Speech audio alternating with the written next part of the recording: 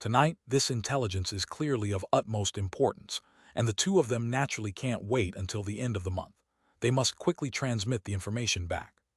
The seventh year of Great Xia, September 30th, on the eve of nightfall.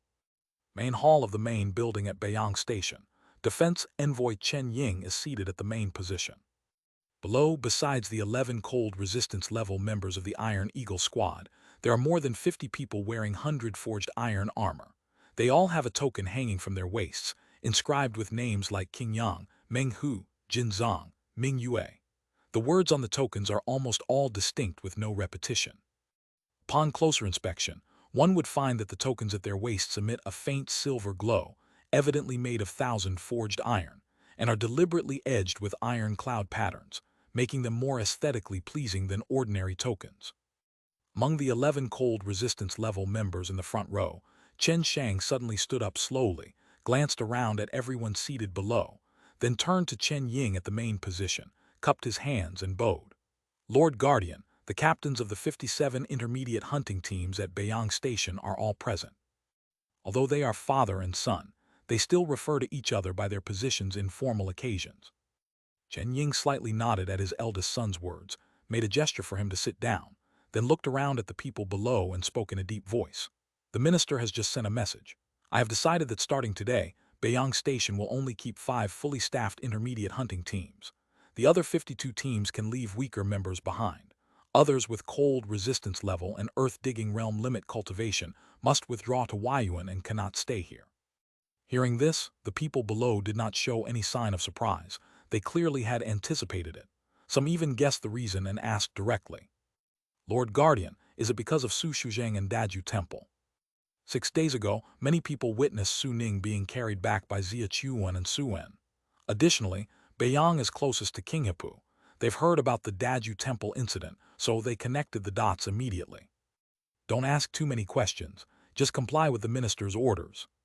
Chen Ying furrowed his brow slightly, not answering the people's confusion, not intentionally hiding the truth, but because he himself was not entirely clear. His orders from Xia Chuan were to disguise Beiyang as a regular village-level camp, and from now on, he is to operate under the identity of the Beiyang village leader. Everything within the camp that can be linked to Great Xia needs to be concealed as much as possible. From this order, one might infer some intentions. It is clear to presume that it is related to Su Ning and the Daju Temple, disguising Beiyang Station as a normal village-level camp, obviously to prevent Daju Temple from discovering here and then tracing back to find Great Xia. Besides this, Chen Ying couldn't think of any other reason for Xia Chuan to issue such a command. Of course, these are just his conjectures, and he naturally wouldn't share them with those below. What troubles him now is how to disguise it as a regular gigantic camp. Disguising Beiyang as a village-level camp is not an easy task. His Iron Eagle squad already has 11 at the cold resistance level, and the captains of these 57 intermediate hunting teams are all at cold resistance level cultivation, making Beiyang evidently not resemble a normal village-level camp. Moreover, in terms of overall population, Beiyang is just a small station, without the establishment of the 8 departments. Currently, although there are only over 5,000 people, almost 60% are hunting team members, while the remaining 40% are mostly members of the 8 departments of Huayuan, primarily from the artisan and logging departments. The logging department is here to find new vegetation types. The artisan department is looking for rare materials for manufacturing or forging. The military department is here to survey the terrain. The prison department has permanent residents here. The remaining civil affairs, hunting, and camp needs departments all have members with their own purposes staying here. Anyone eligible to work in Huayuan's 8 departments, even if they don't hold official positions, has at least reached earth-digging realm limit cultivation, with a minority even reaching cold resistance level. In other words, the population of over 5,000 in Beiyang is composed of 100+ cold resistance level personnel, and the rest are mostly at earth-digging realm or earth-digging realm limit, failing to amount to even 50 at the logging realm. How could this be disguised? Anyone with some sense who comes to Beiyang Station would immediately notice something amiss. A normal village-level camp couldn't possess such strength. A typical camp would certainly mainly consist of those at the logging realm and ordinary people. But for Beiyang to achieve this, It would have to bring in a batch of ordinary people, and those at the logging realm from Xia City and Yuan. The problem is, who living comfortably in Xia City would be willing to come to Beiyang? Chen Ying pondered deeply for a long time, and finally came up with a plan, which is why he summoned these hunting team captains. Looking down at everyone below, he spoke in a deep voice. Since the minister has issued the order, we must comply and do so impeccably. I've thought about it. If we are to disguise, then it must be thorough. We need to gather a large number of ordinary people and those at the logging realm here.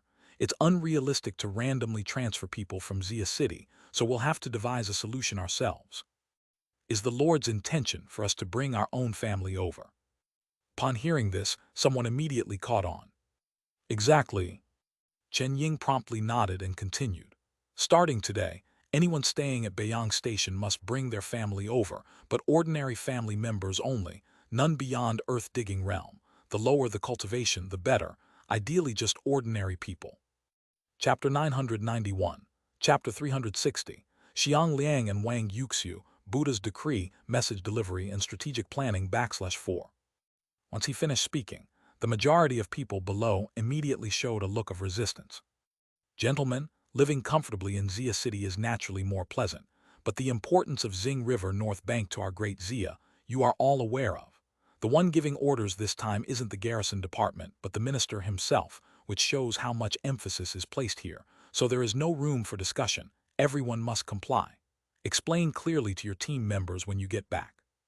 Saying this, Chen Ying glanced at his eldest son, Chen Shang, and continued, My youngest son, Chen Ping, has just departed and returned to Xia City. My wife, eldest daughter-in-law, second daughter-in-law, and 6 grandchildren will arrive at Beiyang at the latest tomorrow night. Upon hearing Chen Ying's words, the group of people below immediately changed their expressions. Many who had just shown resistance now looked somewhat ashamed. Lord Guardian leads by example. What more is there to say from us? I will send word back soon to have my family pack up and come to Beiyang. It's only living in Beiyang for a while. Don't worry, my lord. I will instruct all members of my squad to notify their families to come over.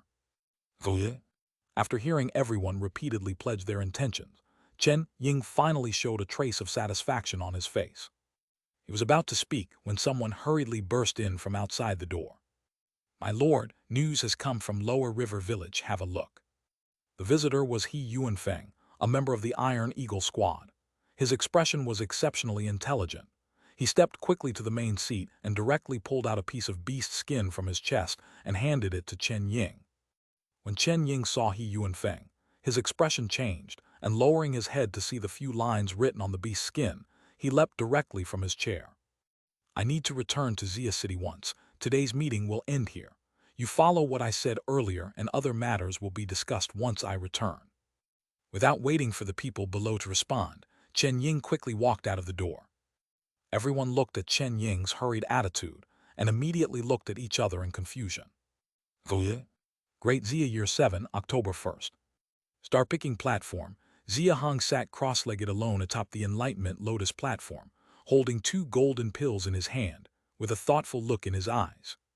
Although both pills were golden, the color of the one on the left was significantly lighter, and the pill had only 3 inscriptions swirling around it, while the right one had 6. Bone condensing pill and bone gathering pill.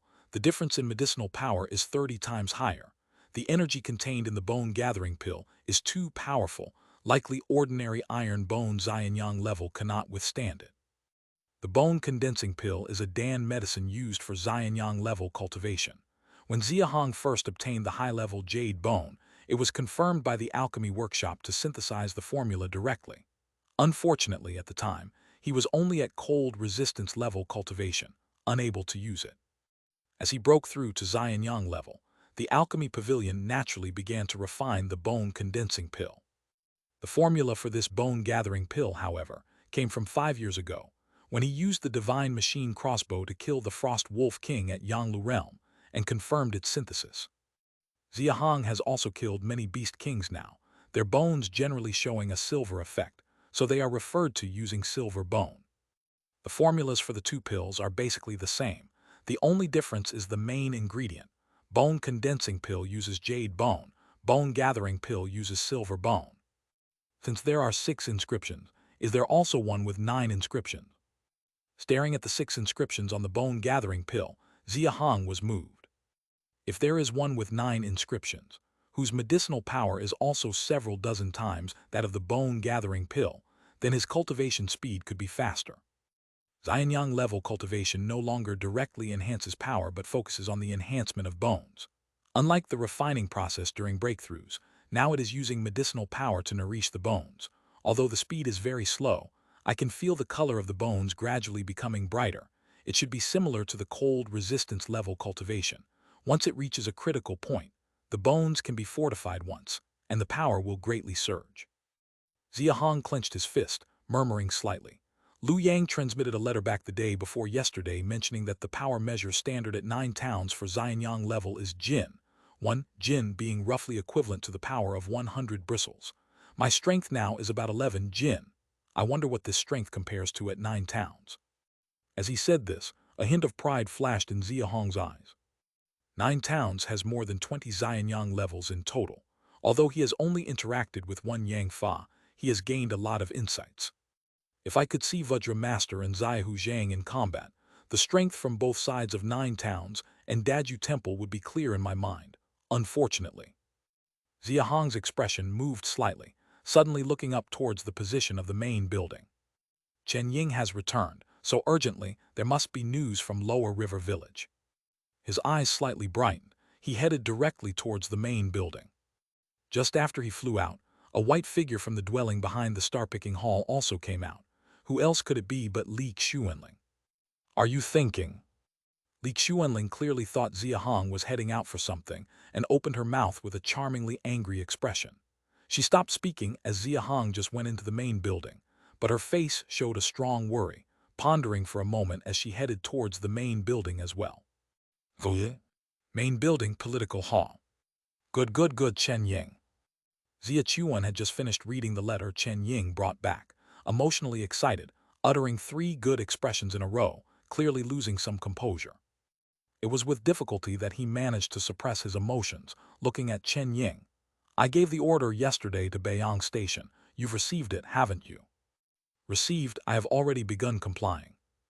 Xia Chuan asked about Beiyang Station disguising as a village-level camp, something Chen Ying naturally understood.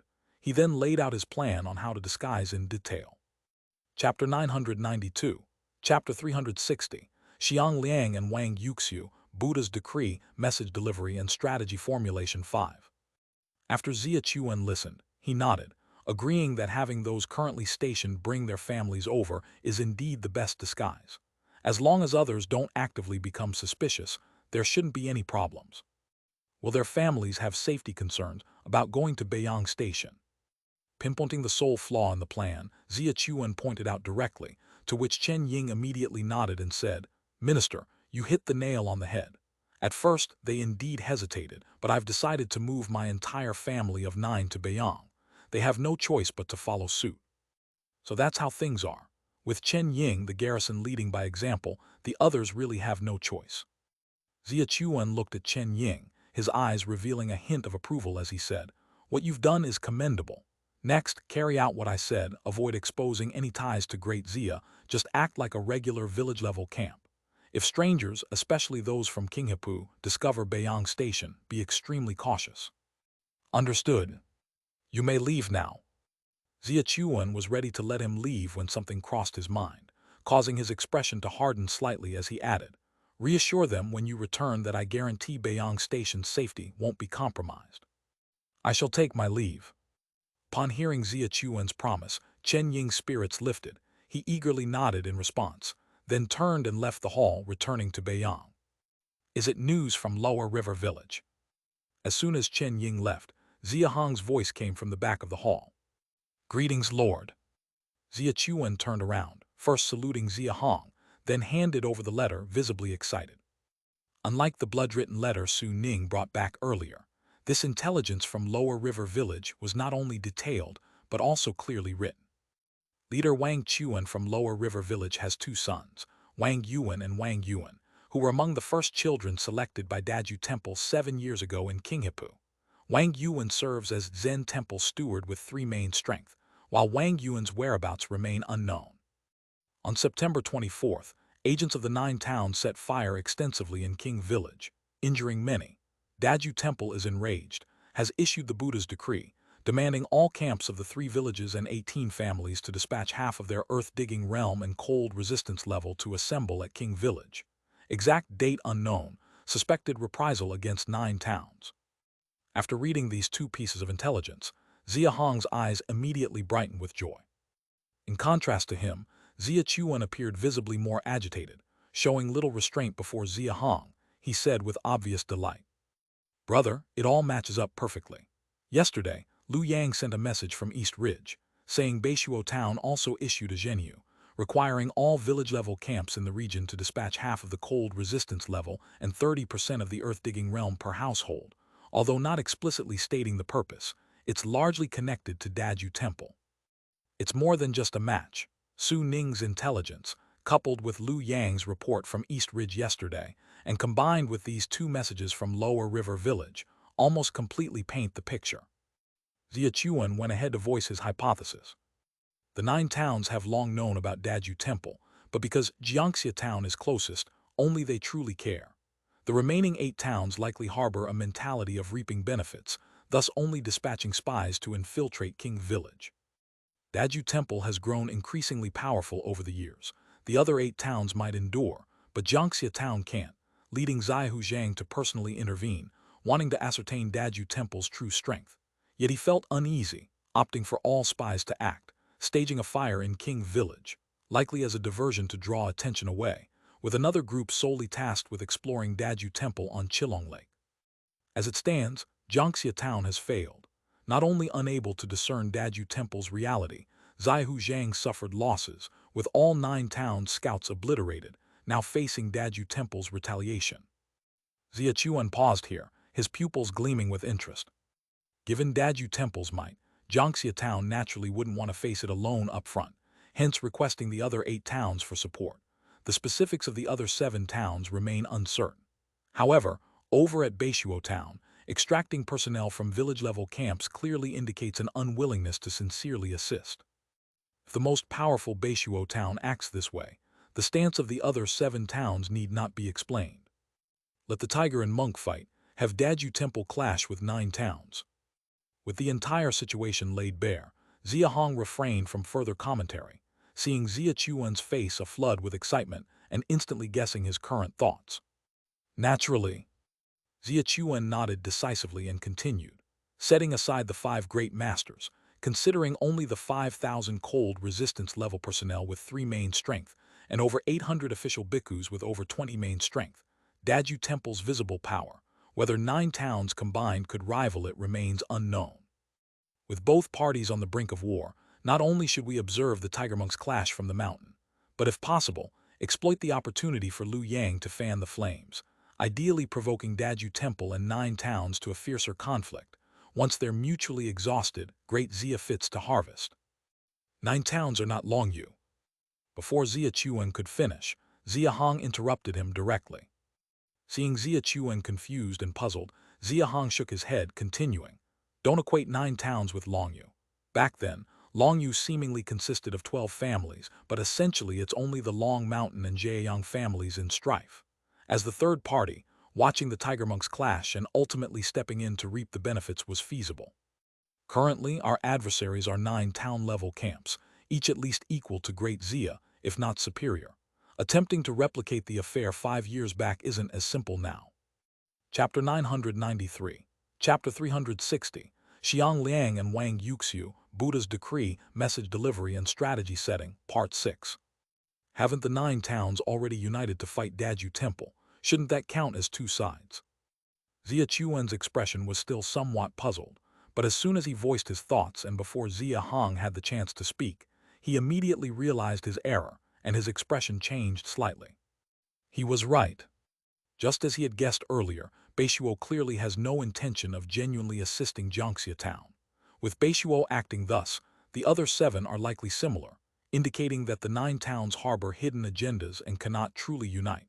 Thus the 9 towns do not qualify as an independent side. What if Great Xia secretly facilitates the 9 towns to unite?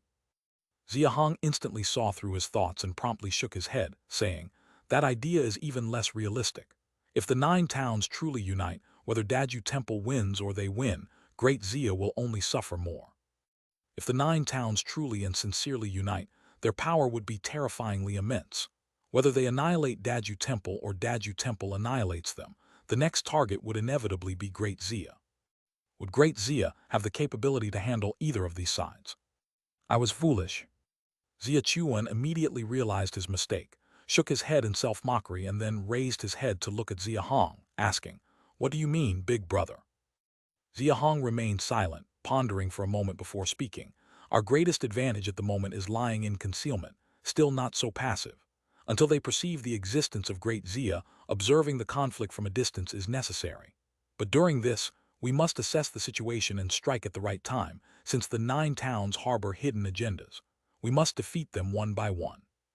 Daju Temple is precisely a touchstone. It can help us identify which is the breaking point. Currently, Jiangxia Town. At this point, Xia Hong turned to look at the panoramic map of the Great Xia that covered the entire Mo Mountain visible behind the high platform, pointing at the Jiangxia Town area with a hint of a smile. Is our first target. Upon hearing the words, "defeat them one by one," Xia Chuan already reacted, realizing what Xia Hong's true target was when he mentioned Jiangxia Town. The main target of Daju Temple's retribution this time is Jiangxia Town, while the other 8 towns are unlikely to sincerely help. Thus, Jiangxia Town is bound to become estranged from them, if we were to. Stopping midway, Xia Chuan furrowed his brow, halting immediately. According to Xia Hong's strategy, Great Xia would intervene to gain Jiangxia Town's goodwill. But doing so might prematurely expose Great Xia and raise the other 8 towns' guard, wouldn't it? Thinking of this, he promptly raised his head to look at Xia Hong, displaying a trace of confusion. Xia Hong smiled and shook his head, saying, "Of course not so early, and merely gaining the goodwill of Jiangxia Town alone wouldn't be worth it. We must choose the most appropriate timing. This cannot be rushed." He flashed a thoughtful expression, then continued to Xia Chuan. "Recently, select a batch of clever cold resistance level individuals in Xia City and send them to East Ridge, arranging for Liu Yang to infiltrate them into the 8 towns for gathering more useful intelligence. Knowing yourself and knowing your enemy, you can fight 100 battles without defeat." "All right, big brother, I'll arrange it immediately." "You've arranged everything over at Beiyang, right? Since Daju Temple plans to deploy forces eastward, they might assign someone to watch the west side. Do not let them perceive Great Xia's existence in advance." "Everything is arranged. Chen Ying is handling it." Xia Hong nodded slightly, contemplating briefly before quietly asking, "The Cloud Dragon, Long Wu, Dragon Slayer, and Tiger Leopard armies will soon return from Long Mountain. How many have yet to achieve cold resistance level in the Cloud Dragon and Long Wu armies?" "Cloud Dragon Army 587, Long Wu Army 562. Upon hearing the substantial number of those yet to break through, Xia Hong's brows furrowed intensely. With today's number of cold resistance level in Great Xia, not to mention 2, the full composition of 5 armies solely from cold resistance level soldiers is achievable. The problem is, even the hunting team members require coordination and teamwork, let alone the more rigidly organized and intricately combat-focused army. The soldiers, cooperation, battle tactic training, and battlefield execution, these factors directly impact army strength. Hastily gathering individuals to form an army, unless cultivation levels are significantly superior, would yield no benefit to army strength and would be detrimental instead. With great warfare imminent and not much time left, notify Qiu Peng to have the camp supply department allocate all martial arts pavilion slots, prioritizing those Cloud Dragon and Long Wu army members yet to break through, hastening their achievement to cold resistance level. Before we notably face the 9 towns, securing a daylight-appearing army in Great Xia is essential to avoid ridicule. Xia Chuan nodded, his expression growing markedly serious. "All right, proceed as discussed. Ensure these matters are arranged. I'll soon explore the Xing River water area. If urgent, have them find me in Huayuan. Any new developments at East Ridge, notify me promptly." The 5-8 mountain base in Huayuan is merely 4 or 5 kilometers from the Xing River north bank, making it apt for Xia Hong to survey the water area. Xia Chuan's expression revealed reluctance, apparently fearing Xia Hong might deceive him and sneak off to Qinghepu. "Brother, you. Rest assured, I won't head over until February next year." Xia Hong instantly perceived his concern, lightly shaking his head and continuing, "With Daju Temple facing 9 towns in battle, tension runs high. If I recklessly go over, exposing Great Xia's existence, wouldn't that be seeking trouble? Moreover, going now wouldn't yield discovery. Daju Temple annually dispatches personnel each February to villages collecting 6-year-old children. To genuinely observe Daju Temple, departing in February would be wise, don't worry." While assuring Xia Chuan, Xia Hong also turned to look at the high platform behind, displaying a hint of helplessness. "Rest assured as well. You've shadowed me for days already, following me even to the main tower. Is this necessary? I'm heading to Huayuan too, just taking the children out to breathe fresh air." Hearing Li Xuanling's voice from behind the high platform, Xia Chuan's face broke into a smile. Accompanying the children to Huayuan indeed assuages concerns. Xia Hong certainly wouldn't neglect the children, leaving them to journey to Qinghepu independently. "Brother, I'm off to arrange it now." Observing Xia Hong's face full of helplessness, Xia Chuan chuckled lightly, bade farewell respectfully, turned, and departed the grand hall to begin selecting candidates. Chapter 994, Chapter 361, The New 5 Original Defenders, Breakthroughs and Assembly Date, First Expedition to the Waters. The 7th year of Great Xia, the 5th day of the 10th month, the 4th hour after nightfall. Xia City, Residence Number 10, Inner City. Knock, knock, knock. The main door was knocked from outside. The hostess Shi Lu, who was in the main hall directing the maids to set up the banquet with her pregnant belly, immediately broke into a smile. "It must be father arriving. I'll go open the door." "Madam, you're not convenient to move. Let me go." Shi Lu was about to go open the door but was preempted by the maid beside her. She touched her 7-month pregnant belly and nodded with a smile. "It must be Grandpa arriving. I'll go open the door. I'll go open the door." But before the maid could walk out of the main hall door, a rambunctious little boy from the martial arts field outside rushed ahead to open the door. Although the boy's face looked only 5 or 6 years old, his height was comparable to an 8 or 9-year-old. He had clearly been practicing boxing in the martial arts field and was now bare-chested. He was still too young to show any muscles, but his burly frame already gave a glimpse of what was to come. "You little rascal, slow down." Shi Lu, watching, was afraid her son would tumble. She reminded him with a hint of exasperation. But seeing her son sturdy as a little calf, she figured he wouldn't get hurt even if he fell, and she couldn't help but smile. Yuan Shao was her and Yuan Cheng's eldest son, born on the 5th day of the 10th month in the 2nd year of Great Xia. Today was exactly his 5th birthday. In Great Xia, now abundant and peaceful, celebrating children's birthdays had become a trend. On such occasions, families prepared extra food and drink, inviting family members to gather together. It allowed the children to feel the care from their elders and gave the adults, usually busy, a chance to rest and enjoy the warmth of family reunion, achieving 2 goals at once. "It's a pity that Ah Ping is in Longyu. It would be nice if he could come back too." Thinking of her brother Shi Ping, Shi Lu sighed slightly, thinking to herself, he shouldn't have taken the tough job as Zhejiang Guard Commander. Now, he rarely comes home even a few times a year.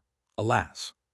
Shi Ping was a member of the Cloud Jiao team, originally working beside Xia Chuan, helping to manage the camp's supply department for a time, and later became the deputy director of the garrison department, serving as her husband Yuan Cheng's deputy.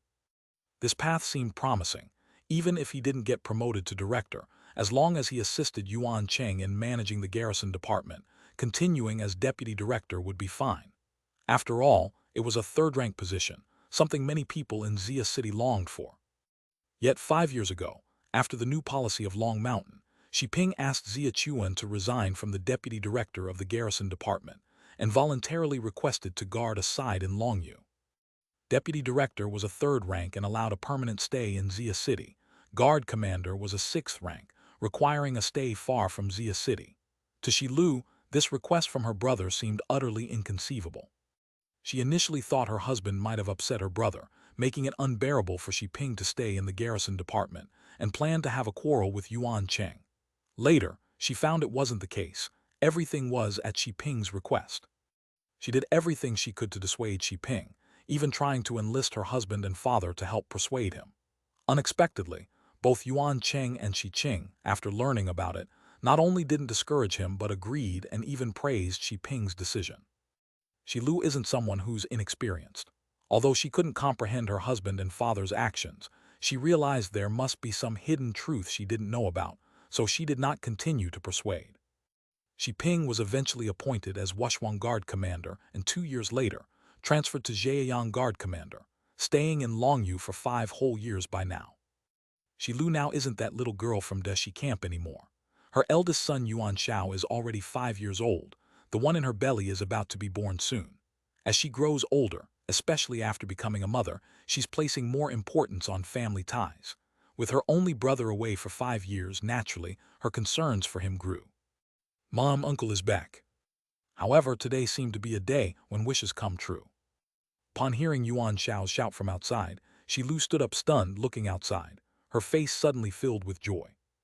An overwhelming number of people came walking in through the door, led by her father Xi Qing, holding her eldest son Yuan Xiao in his arms. Standing beside him was a young man in a red ceremonial robe. Who else could it be but her brother Xi Ping? Behind Xi Ping was her sister-in-law Lu Xia, holding a boy of over 4 years in her left hand, and carrying an under 1-year-old baby in her arms, precisely Xi Ping's 2 younger sons, her 2 young nephews. Sis, long time no see. Upon hearing her brother's long-awaited voice, Xi Lu's eyes welled up, maybe due to pregnancy hormone changes. She gently rubbed her eyes and then smiled. You rascal, why didn't you send word in advance? Came back all of a sudden. Seeing his sister's teary eyes, Xi Ping also showed slight emotion, but as a man he quickly composed himself, smiling. The garrison department issued the transfer order during the day. It was rushed, didn't have time to send a message.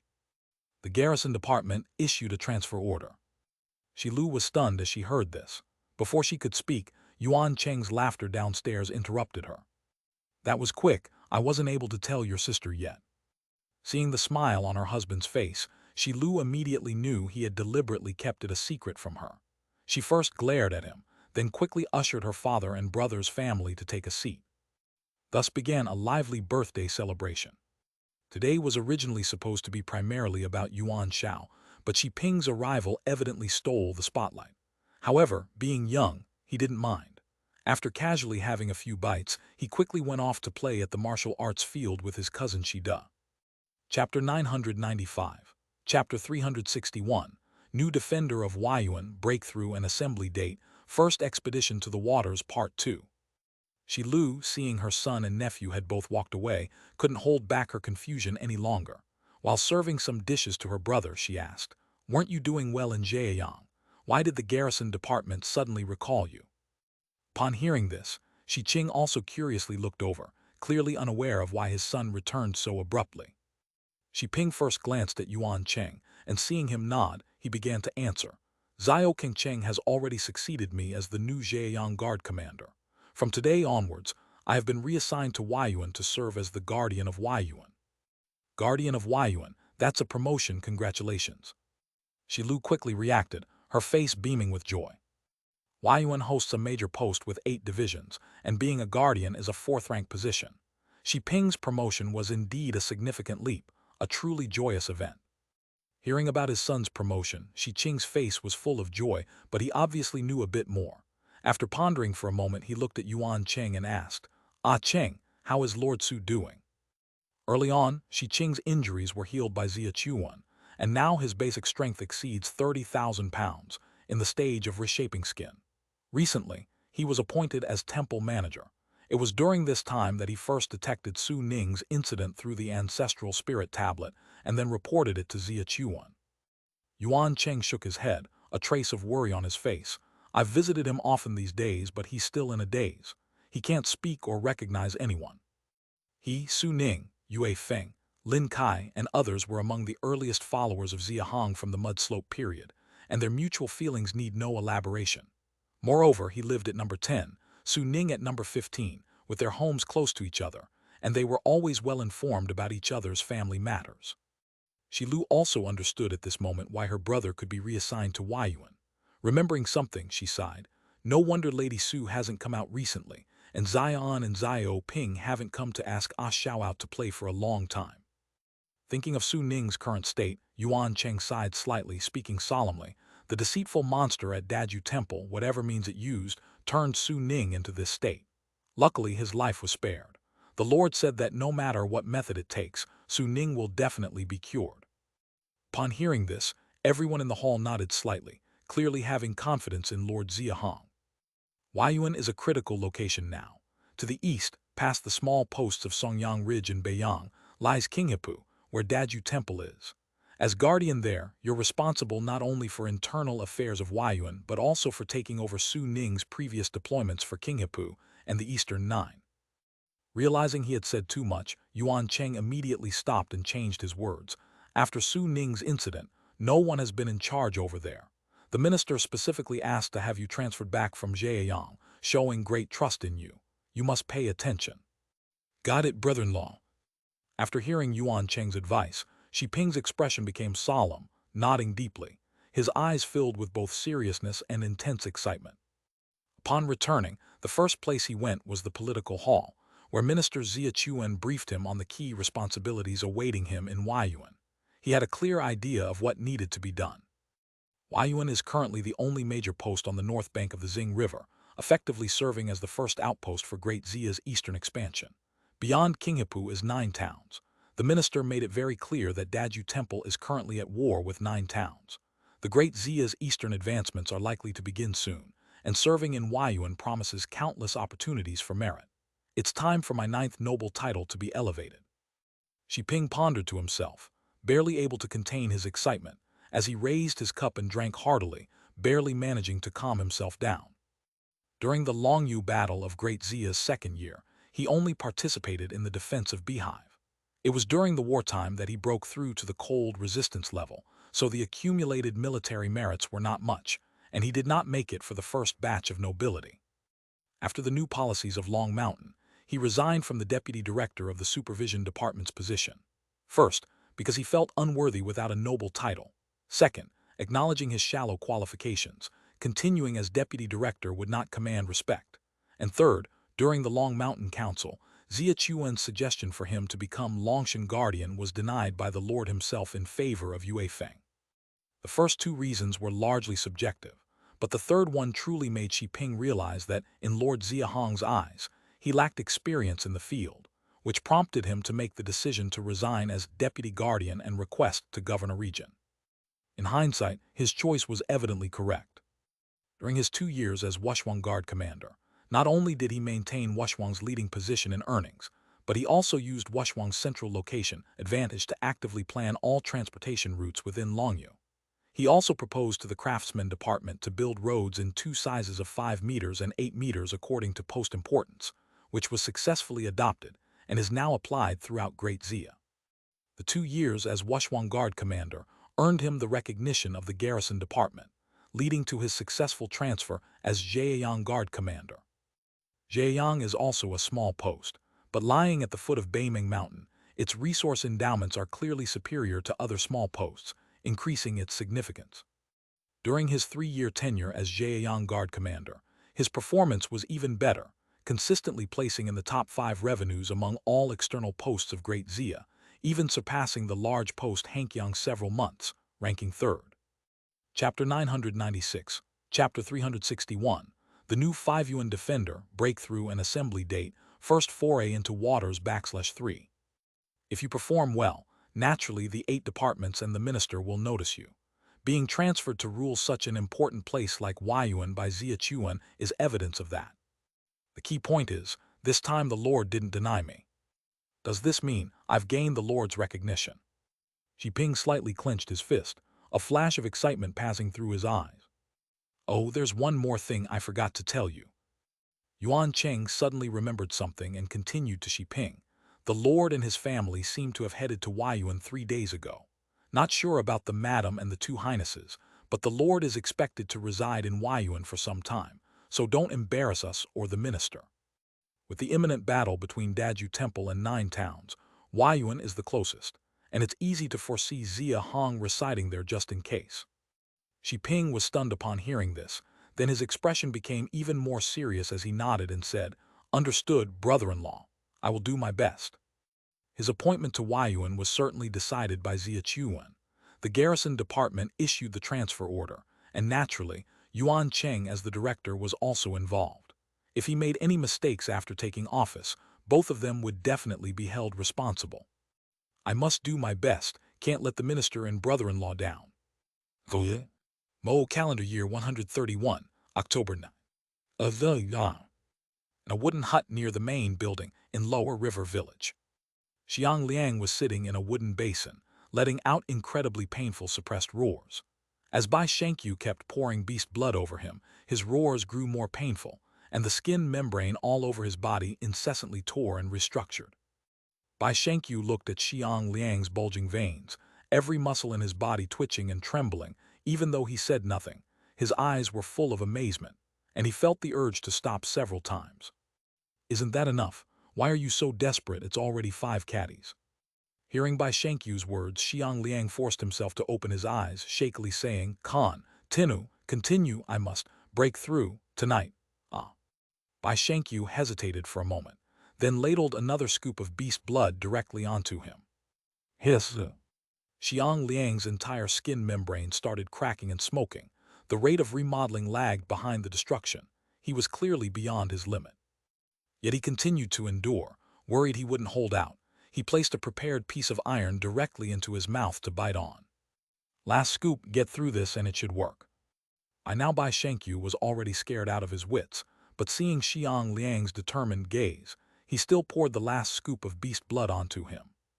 The 10-forged iron block in Xiang Liang's mouth had been bitten halfway through. He could only use his throat to roar. It was clear he had reached some critical point.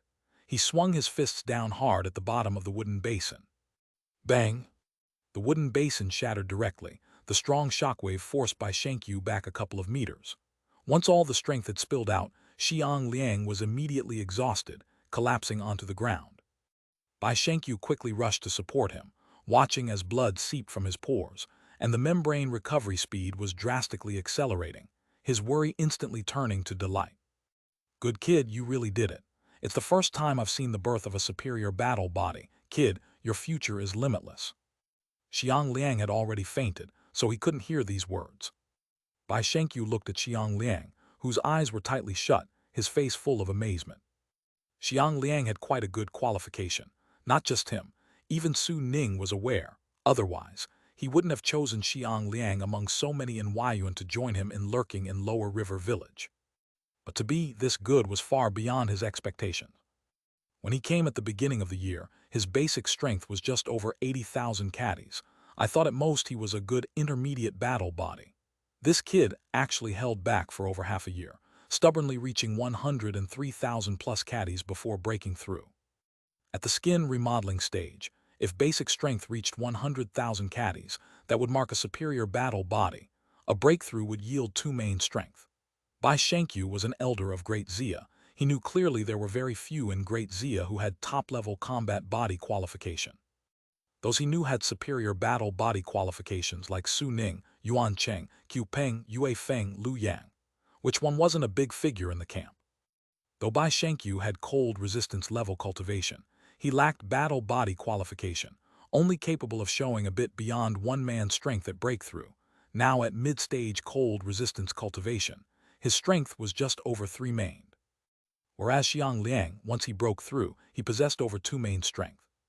Thinking of this, Bai Shankyu couldn't help but show envy in his eyes, but it quickly turned into a smile, whispering, playing the grandchild and grandfather with this kid can be considered fate. There will certainly be affection in the future, and this kid appreciates kindness and repays it, definitely able to bring benefits later, hee. Bai Shankyu chuckled, cleaned Xiang Liang up, changed his clothes, then placed him on the bed, staying by his side. More than an hour later, Xiang Liang finally woke up. Thank you, old Bai. He saw himself cleaned up, dressed in new clothes, and before even checking his physical condition, Xiang Liang first cupped his hands to bow to Bai Shankyu. Bai Shankyu waved his hand, smiling. It's no big deal, first see how your strength is after the breakthrough. Xiang Liang nodded, and then a flash of excitement crossed his face. He clenched his fist, feeling his current skin membrane state and the improvement in his basic strength. A moment later, his face was full of delight. 2.2 main, more than 14,000 caddies beyond my expectations. This is amazing. Chapter 997. Chapter 361, New Defender of the Five Primordials, Breakthrough and Assembly Date, First Expedition to the Watery Domain, Part 4. Even after a breakthrough, the power doesn't completely double without any error.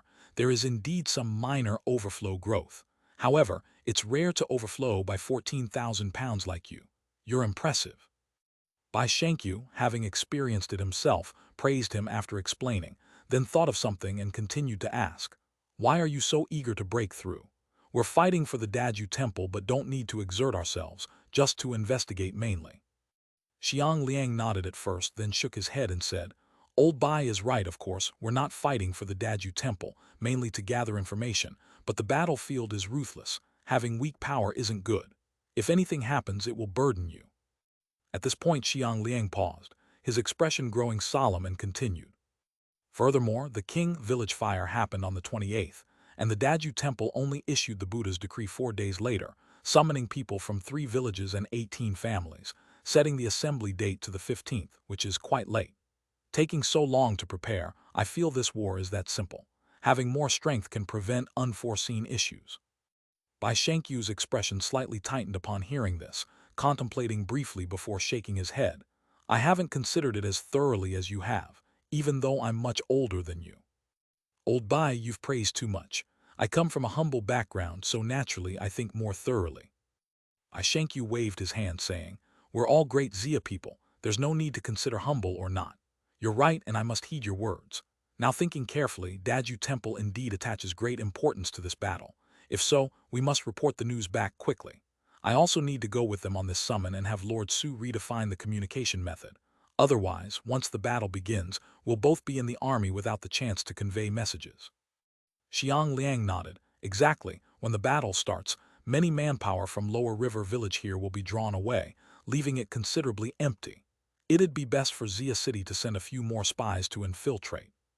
The two continued to discuss for a while, and soon prepared a letter to be secretly sent out by Bai Shankyu when there were few people in the village at dawn. The 7th year of Great Xia, October 6. "Dad, keep it up, kill that big red fish." Mom, look quickly, Dad is amazing. He knocked down that big fish monster again, so impressive." The north bank of Xing River, about 2 kilometers away in the snow forest. At the top of a big tree, Xia Yuyao and Xia Yusheng were both held by their mother Li Xuanling, one on each side. Both pointed to the southern riverbank, enthusiastically cheering while urging their mother Li Xuanling to look. Unlike the children's excitement, Li Xuanling looked toward the southern riverbank with visible worry in her eyes. Behind the mother and children were 6 hefty figures, named Meng Ying, Cheng Guang, Zhang Ping, Sun Yan, Yue Kaiyan, and Song Kang. The 6 were also staring intensely at the southern riverbank sky, faces full of surprise. "The red carp monster the Lord mentioned, its strength is so terrifying. Breath ice, twist body to create wind, and can freely manipulate water flow, flying in the sky. This is not an ordinary beast king, right? No wonder old people used to say the water domain is the most dangerous place. Just this red carp monster alone, I fear no one in Great Xia besides the Lord can defeat it. Absolutely, just look at that breath ice skill. The front, 1 kilometer across the whole bank, is frozen, let alone the normal cold resistance level." The chirp. On the south riverbank, a giant red carp nearly 200 meters long hovered above the water surface, opening its blood-filled mouth towards a red fireball in front, emitting an ear-piercing cry like a bird's. Its body was covered in red scales, each half a meter long, resembling a complete set of red armor, with a mouth full of dense, sinister white fangs, its throat continuously spewing cold air, its 2 gold tassel-like gills floating alongside the body. Curiously, its enormous 200 meters long body was entirely hovering above the water, but upon closer inspection, underneath was a thin layer of mist seemingly lifting it.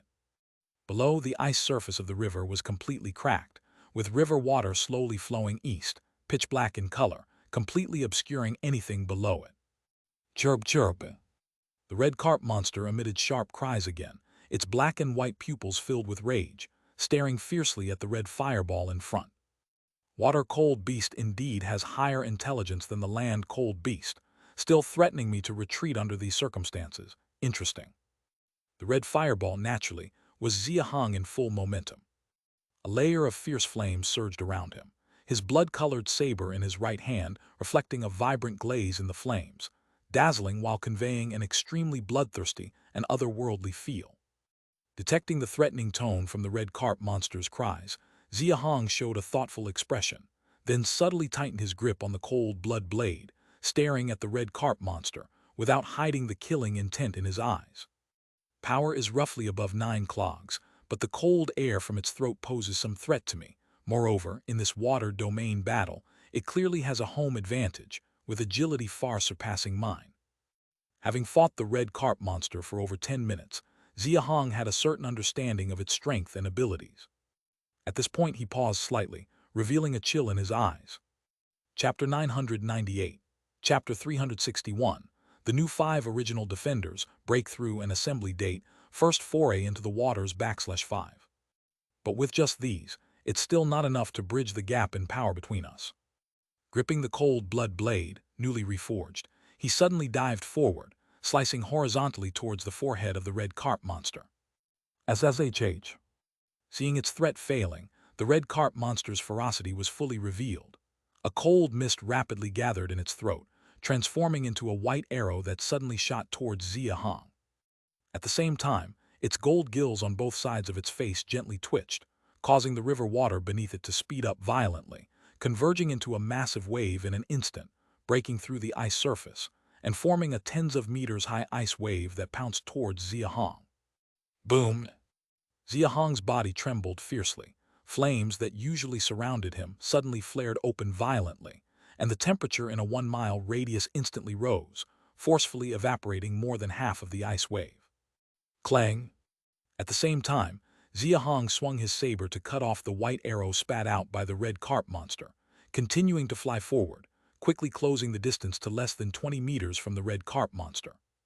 The white arrow, after being flicked away, pinned to the riverbank, instantly freezing the surrounding 100-meter radius. Even the snow mist in the air didn't escape, quickly solidifying into ice crystals and falling to the ground. Screech! Even as the massive wave was evaporated and the white arrow flicked away, the red carp monster refused to be outdone. Its gold gills on the sides of its face shook violently. A larger wave rapidly gathered again, rolling from behind, and once more pounced on Xia Hong. Finally, some real challenge. Let's see how capable you really are. Thinking you can dominate this stretch of water, it's not that simple. Seeing the massive wave behind the red carp monster reaching over 100 meters, almost covering its body, Xia Hong's eyes tightened slightly, feeling the terrifying power of the wave. Though his dive didn't stop, his grip on the saber tightened significantly. Whoosh! As the massive wave surged in, Xia Hong changed to a two-handed grip on the saber, slashing down at the red carp monster's head. Behind him, a 1,000 bone appearance illusion rapidly formed, mimicking his every move, and in the illusion's hand was also held a several hundred long crimson saber, seemingly proportionally enlarged. Boom! As the saber slashed down, intense heat quickly expanded, accompanied by the falling blade, clashing violently with the icy wave created by the red carp monster. The instant of hot and cold collision formed vast white vapor waves, instantly enveloping the 3 to 4 kilometer riverbank area. Crack! Got it! Xia Hong burst through the white mist, feeling his saber strike the target, and his pupils showed a hint of excitement as he instantly rushed forward, attempting to expand his victory. Only when he charged forward, he merely collided with a slippery golden fish gill. Lifting his hand to grasp the over 30 meters long gill, he looked towards the river's surface again, and saw no trace of the red carp monster. Just escaped like that. Looking down at the dark black water surface beneath the ice, Xia Hong furrowed his brows, directly giving up the idea of diving underwater for pursuit. Not only does it have a massive home field advantage and significantly higher intelligence, but it also possesses such powerful water control abilities. It seems water-cold beasts are much more troublesome than land-cold beasts. I just wonder how dense the water-cold beasts are. Looking at the fractured ice surface below, Xia Hong's expression shifted slightly. With the red carp monster driven away, he could now safely explore the underwater species. The dragon carp pill from Jiangxia Town and the green cod pill from Bashing Town should both come from aquatic species. With such a large water area, these 2 Dan medicines should soon be abundant in Great Xia. Moreover, Xia Hong turned his head to look at the unidentified precious aquatic vegetation along the riverbank, a smile breaking across his face. In the second year of Great Xia June, when he first came to the riverbank, he saw these precious aquatic plants. When driven away by the red carp monster, he hastily pulled out 5 identical plants, later identified as green lotus grass. Xia Hong still remembers the description of the green lotus grass. Beast-type spiritual medicine can assist beasts in gaining intelligence, enhancing strength, and is also usable in human alchemy, though currently has no established formula. The description alone indicates the absolute rarity of the green lotus grass, and anything growing alongside such precious spirit grass would naturally be extraordinary.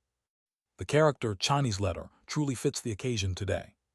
Turning to look at the countless precious spirit plants of various kinds along the riverbank, Xia Hong's eyes were full of joy. Just at that moment, Li Xuanling walked over with 2 children in tow. Daddy chased away that big fish monster, so amazing. I always knew Daddy would chase it away. Hearing the cheers from the 2 children, Xia Hong's face was filled with a smile. Turning, he saw the little ones running towards him and went forward to meet them. Chapter 999. Chapter 362. Hostages and Mentor-Disciple Bonds, Beishuo Schemes, Daju Temple makes a move. Mo Calendar, Year 131, October 15, Daytime. East Ridge Base, a wooden cabin about 100 meters from the main building. Zhu Beixu, Bai Wuji, Wan Qingyu, Nai Shen, and Yang He were sitting around a coal stove with senior brother Lu Yun.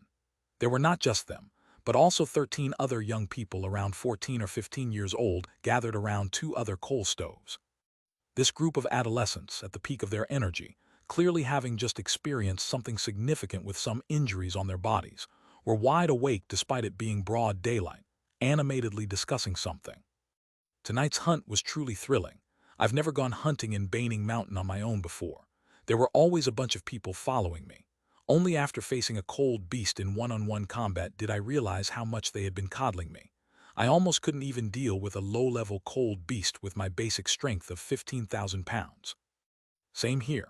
When leaving the camp last night, I saw Zhao Shanyu leading a group of people and thought it was going to be like the hunts we had at the camp where they would step in immediately if something went wrong. But when I got knocked several meters away by that demon sheep and spat out a few gulps of blood, I saw they didn't move at all, and that's when I knew this was the real deal. Unfortunately, our strength was a bit lacking. We only managed to hunt a few low-level cold beasts, whereas senior brother and his group of 6 almost succeeded in hunting that intermediate black demon eagle. There was no way around it. The black demon eagle had such strong flying ability. Even though senior brother and his group had more force than us, they only had earth-digging realm cultivation, making it too difficult to hunt intermediate cold beasts. Luo En and their group of 5 are truly impressive. They set a trap with iron's chains and not only managed to successfully capture and kill that black demon eagle, but they also hunted an additional 4 low-level red simurgs. They made a huge gain from 5 flying cold beasts. No wonder all 5 of them can come and go from the main building as they please, not only because of their strength, but also due to their much higher talent compared to ours. During the discussions, everyone occasionally glanced towards Lu Yun's group of 6 in the center. Little did they know that when they mentioned Luo En's group of 5, expressions of amazement and admiration also filled the faces of Lu Yun and others. Senior brother Luo En and Zhu Ping, were they from the master's previous camp? Zhu Beixu suddenly asked in a low voice, directing the question at Lu Yun in the center. As he spoke, Bai Wuji, Wan Qingyu, Nai Shen, and Yang He all turned to look, curiosity written on their faces. Lu Yun didn't answer but instead raised an eyebrow and asked Zhu Beixu, "Why do you think that? How did you figure it out?" Zhu Beixu pondered for a moment and said, "Not to mention Zhao Yuanchen, who is Zhao Shanyu's niece. The key is that I can see the hunting habits of those 5 are similar to our master and Zhao Shanyu's. The martial arts techniques they use against cold beasts follow the same style. Additionally, they are the only ones who can freely access the main building in the entire camp. If they weren't from the master's previous camp, I can't think of any other reason." I agree with senior brother Zhu's point of view. Only this explanation makes sense. I have already inquired with others in the base. They all arrived at East Ridge just on the 10th of last month, so they must be from the master's old camp.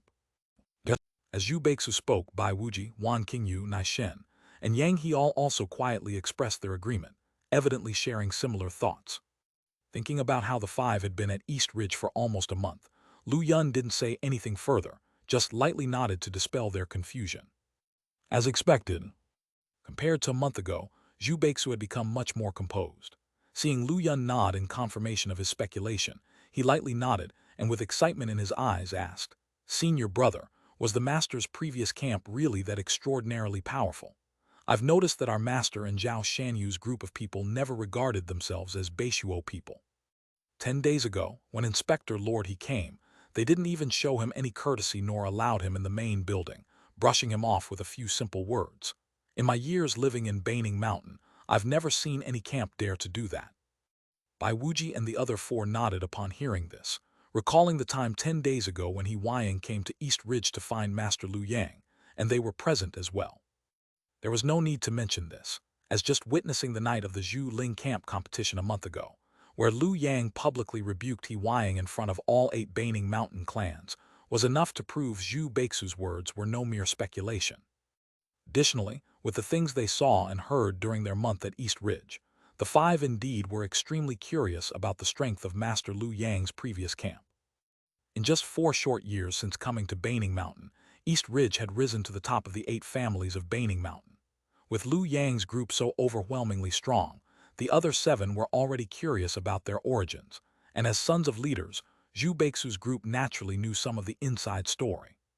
Staying here for over a month, despite deepening their understanding of East Ridge's strength, they became even more curious about the capabilities of Master Lu Yang's old camp, eager to find out. I've noticed that in East Ridge, almost everyone who can freely access the main building is at the earth-digging realm limit cultivation level. On the night of the Zhu Ling competition, counting the Master and Zhao Shanyu as well as the 3 Lords, East Ridge presented 62 cold resistance levels. I initially thought that was the extent of East Ridge's strength, but this last month, I've probably seen at least 20 new cold resistance faces here who weren't present that night. How can East Ridge be this strong? Could the place where the Master formerly resided have been at a town-level camp? Chapter 1000, Chapter 362, Hostages and Master-Disciple Beishuo's Thoughts, Daju Temple Takes Action 2. Zhu Beixu did not conceal anything and directly shared his observations from the past month, along with his speculations, evidently showing his utmost trust in senior brother Lu Yun. Don't even mention 70 or 80. Even if East Ridge had over 100 at the cold resistance level, they wouldn't normally be in contact with a town-level camp. After all, which of the Mo-9 towns doesn't have thousands at the cold resistance level? The issue is apparent to everyone. Master Lu Yang and this group from East Ridge have a distinctly different attitude towards Beishuo Town compared to us natives of Baining Mountain. It's not just about scolding Inspector He Huaying. When speaking of Beishuo Town, Master Lu Yang, Mountain Yu, Zhao Hu, and others don't show even a hint of servility and occasionally even speak disrespectfully, which Zhu Beixu and others find utterly perplexing.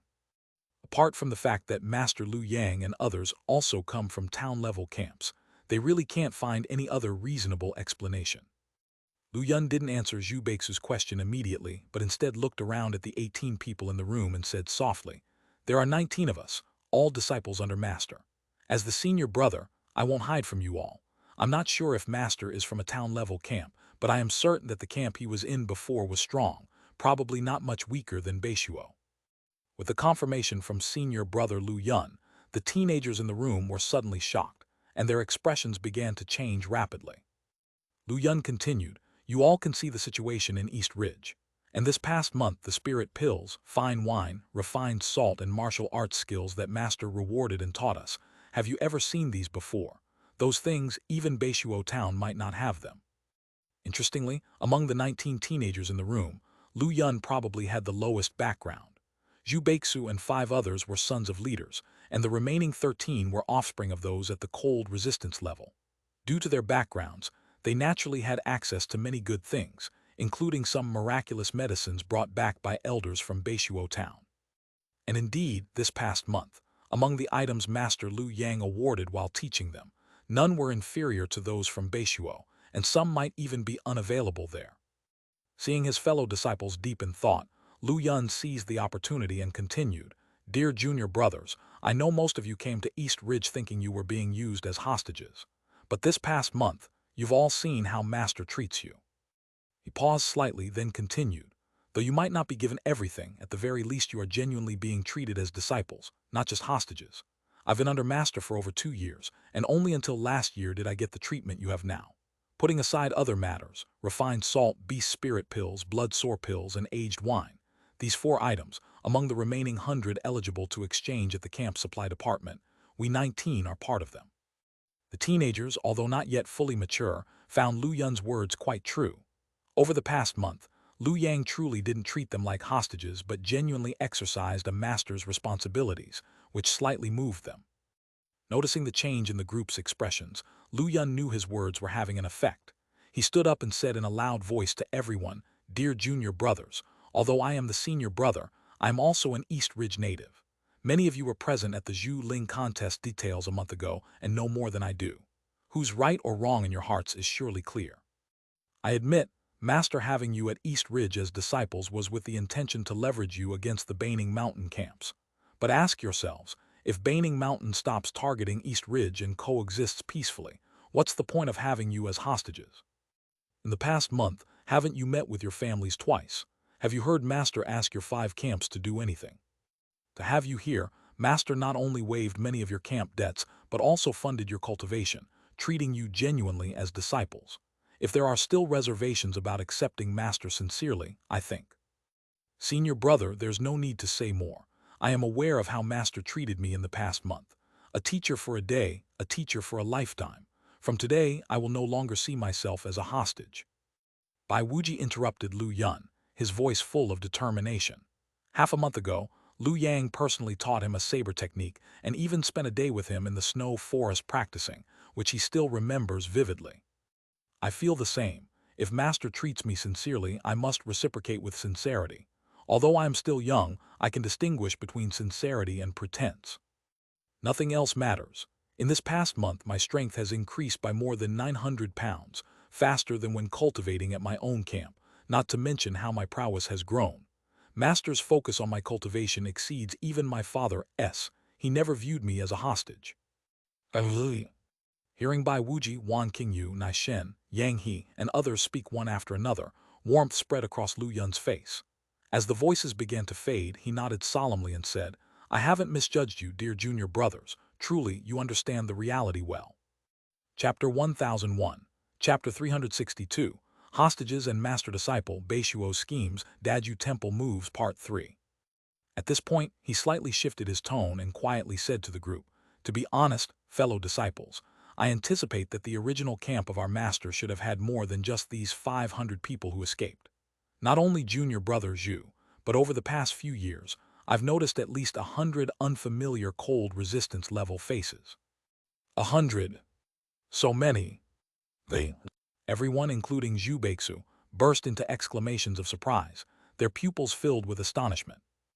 Unlike them who had only been here for a month, Lu Yun had lived in East Ridge for a long time. Coupled with their interactions over the past month, Lu Yun already had considerable prestige among them, so his words carried more credibility. The group of youths, upon hearing this, immediately believed him. More than 100 new cold resistance level faces, plus the current 100 in East Ridge, that makes over 200 cold resistance levels. The key is that these are just some of those who fled from the disaster at Lu Yang's original camp. How powerful must Lu Yang's original camp have been? You've been here for over a month, and you should be able to see that our master and Zhao Shanyu have no real long-term plans for most people in East Ridge. They clearly don't care much.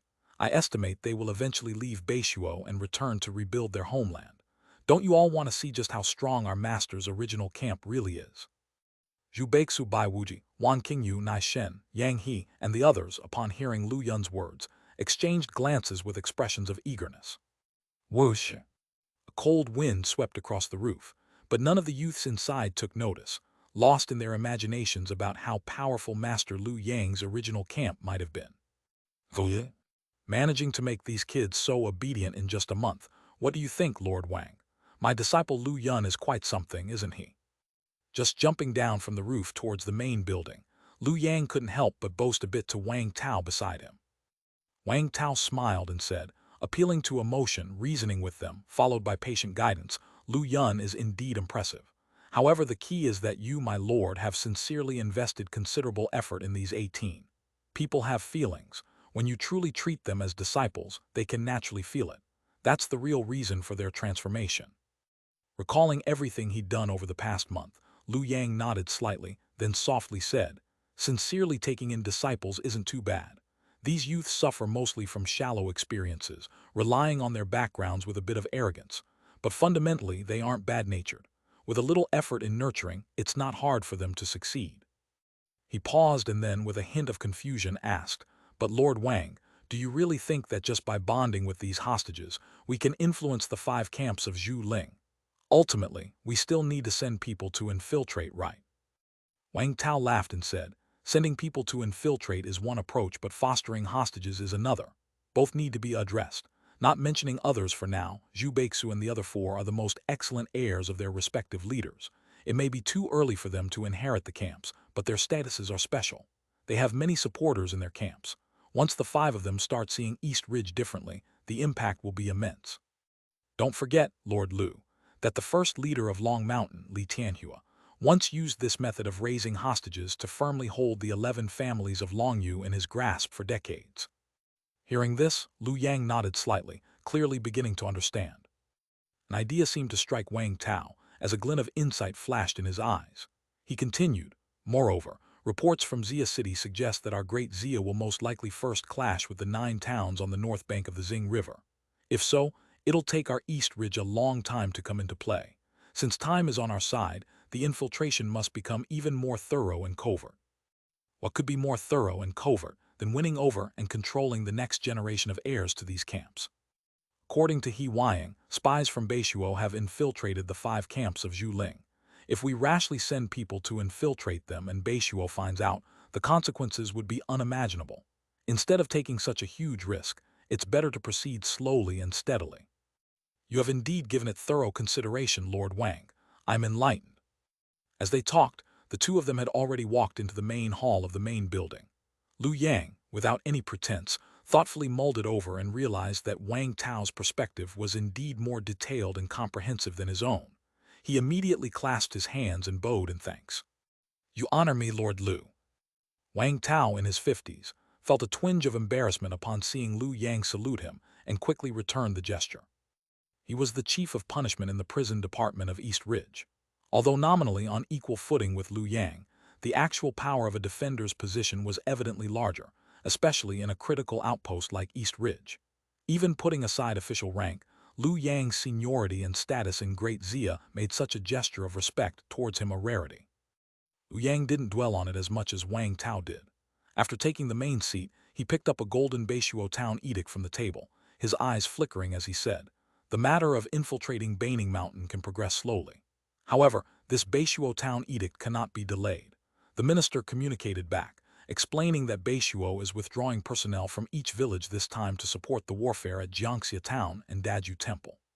Half of them are cold resistance level, and 30% are earth-digging realm. That many is already quite aggressive from our perspective, yet the minister mentioned that Beishuo Town hasn't really intended to help Jiangxia Town sincerely. It's understandable. There are 7 districts under Beishuo, with a total of more than 50 small village-level camps. Just looking at the situation of Baining Mountain Camp, each one having half cold resistance level means at least 5 to 8 individuals. Regarding the 30% earth-digging realm, stronger village-level camps have 1,000 or more, while the weaker ones may have 3 to 500. Calculating it like that, the 50-plus camps can rally 3 to 400 cold resistance levels and 15 to 20,000 earth-digging realm individuals. Chapter 1002, Chapter 362, Hostage and Master-Prentice Beishuo Schemes, Daju Temple on the Move 4. With this level of strength, what does Beishuo Town amount to? 3 to 400 at cold resistance level, between 15 to 20,000 at earth-digging realm. Upon hearing these 2 numbers, Lu Yang immediately shook his head, instantly understanding what Xia Chuan meant when he said that Beishuo had no genuine intention of helping Jiangxia Town. Not to mention that not a single troop from Beishuo's army was dispatched.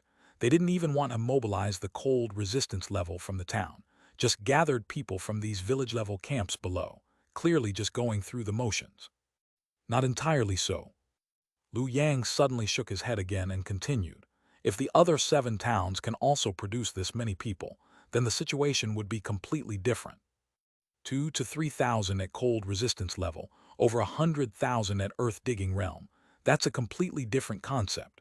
If the 8 towns are willing to send this many people to support Jiangxia, then it would somehow be justifiable. Upon hearing this, Wang Tao nodded, his expression slightly furrowed as he said, "Unfortunately, we're too far from the other 7 towns and can't gather any news. Heading to the town rashly to inquire also risks drawing attention. It's hard to manage." "It's not that difficult. A few days ago, the minister sent 16 people over, asking them to scatter and infiltrate the other 8 towns. They all have communication channels with each other, and any news will be relayed back promptly. Besides, our people are set to head to the town tonight after dark, and by the time we reach Jiangxia, everything will be answered." Wang Tao's eyes lit up slightly and he asked, "My lord, how many people will you take to the town this time?" Lu Yang smiled and said, Zhenyu was clear in his words, half cold resistance level, 30% earth digging realm. Of course, we will proceed as instructed. At the last martial arts contest in Zhuling, we revealed our cards. He Yang definitely can't keep it hidden, so I'll take 31 at cold resistance level and 450 at earth digging realm. Have all the people been selected? Lu Yang nodded and said, I've already spoken to Zhao Hu. He will stay at the camp this time. You, Zhu Shun, and Lin Fan will come with me, and additionally, we'll each select a batch of cold resistance level from our respective hunting teams, making a total of 31 people. The remaining 450 earth digging realm will all be Baisong's people. None of our own people will be taken. Upon hearing this, Wang Tao nodded, a touch of joy appearing on his face. This time, heading from Beishuo to Jiangxia does not only allow a comprehensive view of the 9 towns' details, but also the opportunity to gather more intelligence on Daju Temple. There are ample opportunities to earn merits, and being able to accompany Lu Yang naturally couldn't be better. We'll set off after dark. Being over 200 kilometers from the town, although Zhenyu mentioned carrying no logistics, I estimate it will take at least 2 nights to reach, arriving at the town on the night of the 16th. After everyone assembles at the town, we will proceed to Jiangxia. It's over 800 kilometers, and with so many people, it would at least take 7 or 8 days.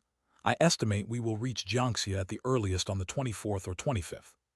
But the message from Xia City states that the gathering date set by Daju Temple for the 3 villages of Qinghepu is tonight. Lu Yang pondered for a moment, calculated the days, then shook his head and chuckled, increasingly convinced of Xia Chuan's suspicion. The situation of the other 7 towns remains unclear, but it's confirmed that Beishuo has no genuine intention to help. This can be basically confirmed. As reinforcements, they ought to be as quick as possible. Where is there such intentional dawdling in aiding others? Just as the minister said, the Mole 9 towns indeed have their own devious intentions, but our great Xia welcomes such a situation. If they were truly united and of one mind, that's when we should worry. Lu Yang pondered briefly, a cold gleam flashing through his eyes. Mo calendar year 131, October 17th, late night. Xing River North Bank, Jinbai Village. Not hunting today. Let's talk about it the day after tomorrow. A shadow suddenly sped in from the western snow forest. The person appeared extremely tense, quickly exchanging a secret signal with the guard at the village entrance, then rushed straight toward the main building within the village. Nighttime was the prime time for human hunting and gathering, typically the busiest, but at this moment, Jinbai Village was eerily quiet with no one around. Except for some houses near the main building emitting light, the rest of the areas were pitch black and silent, clearly devoid of people. The returning individual showed no surprise on his face, having evidently known the situation in the village beforehand. He rushed directly into the main building, swiftly ascending to the top floor, and upon seeing Zaihu Qin seated at the top, he immediately bowed deeply. Lord Zaihu, the people from King Village have mobilized. 20,000 fully armed earth-digging realm and about 300 at cold resistance level have already left King Village, marching east toward Jinbai Village. Their speed isn't fast, covering only 7 to 8 kilometers an hour and are expected to arrive before dawn. Crack! So quick! Upon hearing this, Zaihu Qin on the seat stood up abruptly, his face filled with shock, then asked solemnly, 300 at cold resistance level, 20,000 at earth-digging realm, where are the Zen temple bhikkhus? The individual's face turned slightly dark as he shook his head in response. I haven't seen them. I've only seen a massive earth-digging realm army coming this way. Along the way, I didn't encounter the gray-clothed bhikkhu from Daju Temple. What about the Vajra? Zaihu Qin broke off his question midway. If the Vajra master had departed with the army as well, the scout wouldn't be alive to run back. With over 300 at cold resistance level and 20,000 at earth-digging realm, do they intend to directly invade? Zaihu Qin's brows furrowed, showing confusion. But when he thought about his uncle Zaihu Zhang's earlier predicament and the 5,000 Zen temple bhikkhus of Daju Temple, his expression turned graver. Inform everyone to prepare, something isn't right. Be ready to retreat at any moment. Hasn't everyone already evacuated? The village now only has digging. The scout was momentarily puzzled by these words, but quickly understood Zaihu Qin's meaning and nodded heavily. I will inform them at once. Chapter 1003. Chapter 363. Molten Fire Pill and Lengyan Divine Spell, the Great Battle begins. Mo Calendar Year 131, October 17. Xing River North Bank, Jinbai Village. Due to the cold air continuously assailing from the river towards the shore, the temperature here is undoubtedly lower than in other areas, making it seemingly unsuitable for human camps. The fact that tens of thousands can establish themselves in Jinbai Village is closely related to its name. 3 kilometers directly north of the village lies the southern mountain wall of Twin Dragon Mountain. In the middle of that mountain wall, a region approximately more than 900 meters high and over 300 meters wide is entirely golden.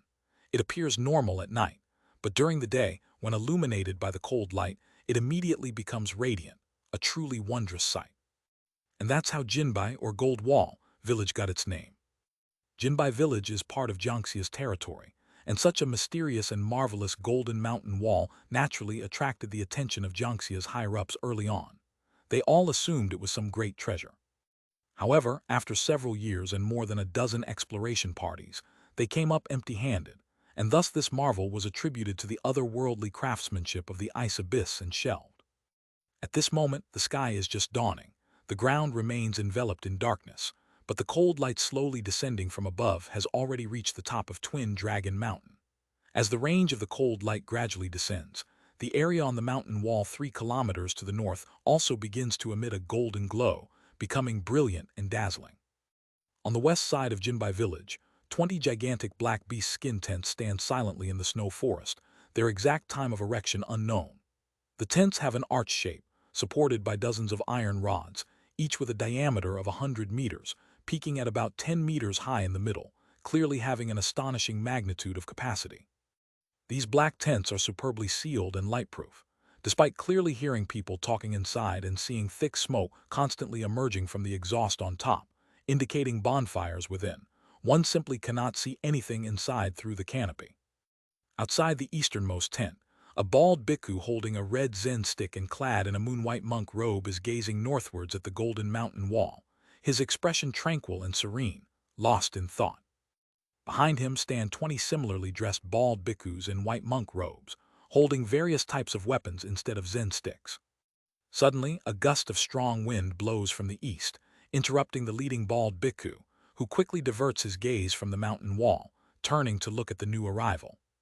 The newcomer is a gray-clothed bhikkhu with hair, a trace of joy on his face. From more than 10 meters away, he joins his hands in greeting and bows to the Zen stick-wielding bhikkhu before speaking. Reporting to Yan Xin Chief, both the logging realm and ordinary people of Jinbai Village have indeed withdrawn. Only those of the earth-digging realm and cold resistance level remain, totaling just over 30,000, 80% of whom are of the earth-digging realm. Haha, Brother Chief, your foresight is admirable. I am in awe. As his words fall, all 20 white-robed bhikkhus suddenly smile, with one even unable to resist praising Yan Xin Chief from the front row, gazing at him with admiration.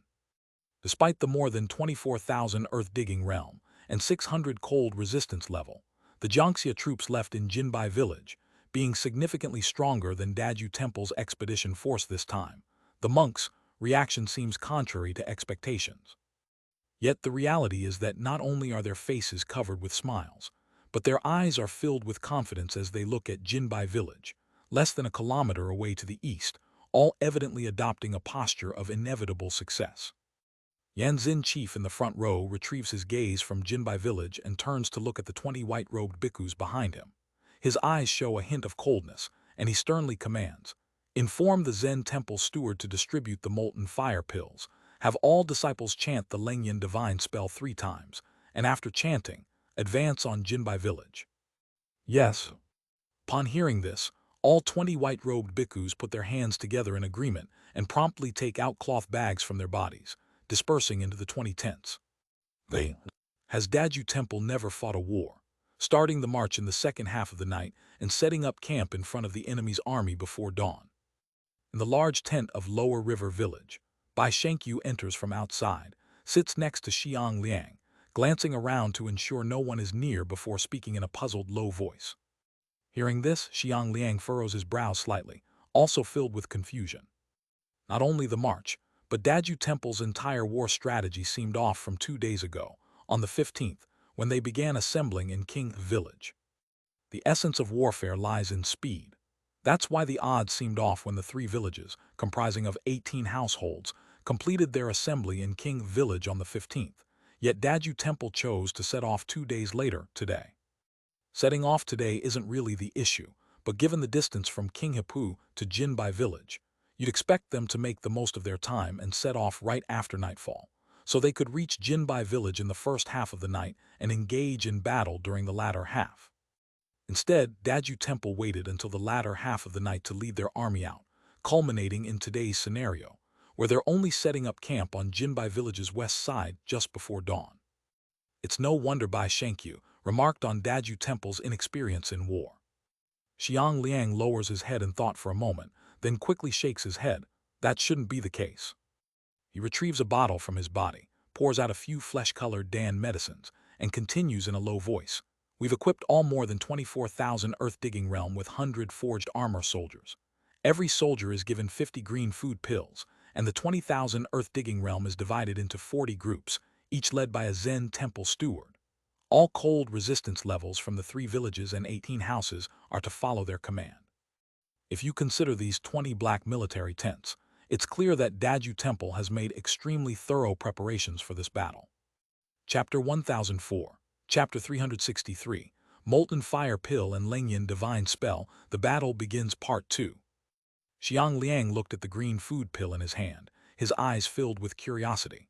This green food pill was given to them last night before the army set off, by the Zen temple steward, who said 1 pill could serve as a day's worth of food. Before setting out from King Village last night, he, along with others, took 1 pill and indeed still felt full up to now.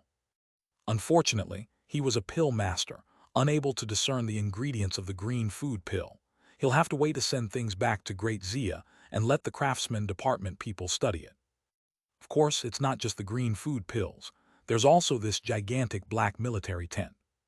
Xiang Liang looked up and examined the military tent, his eyes full of surprise.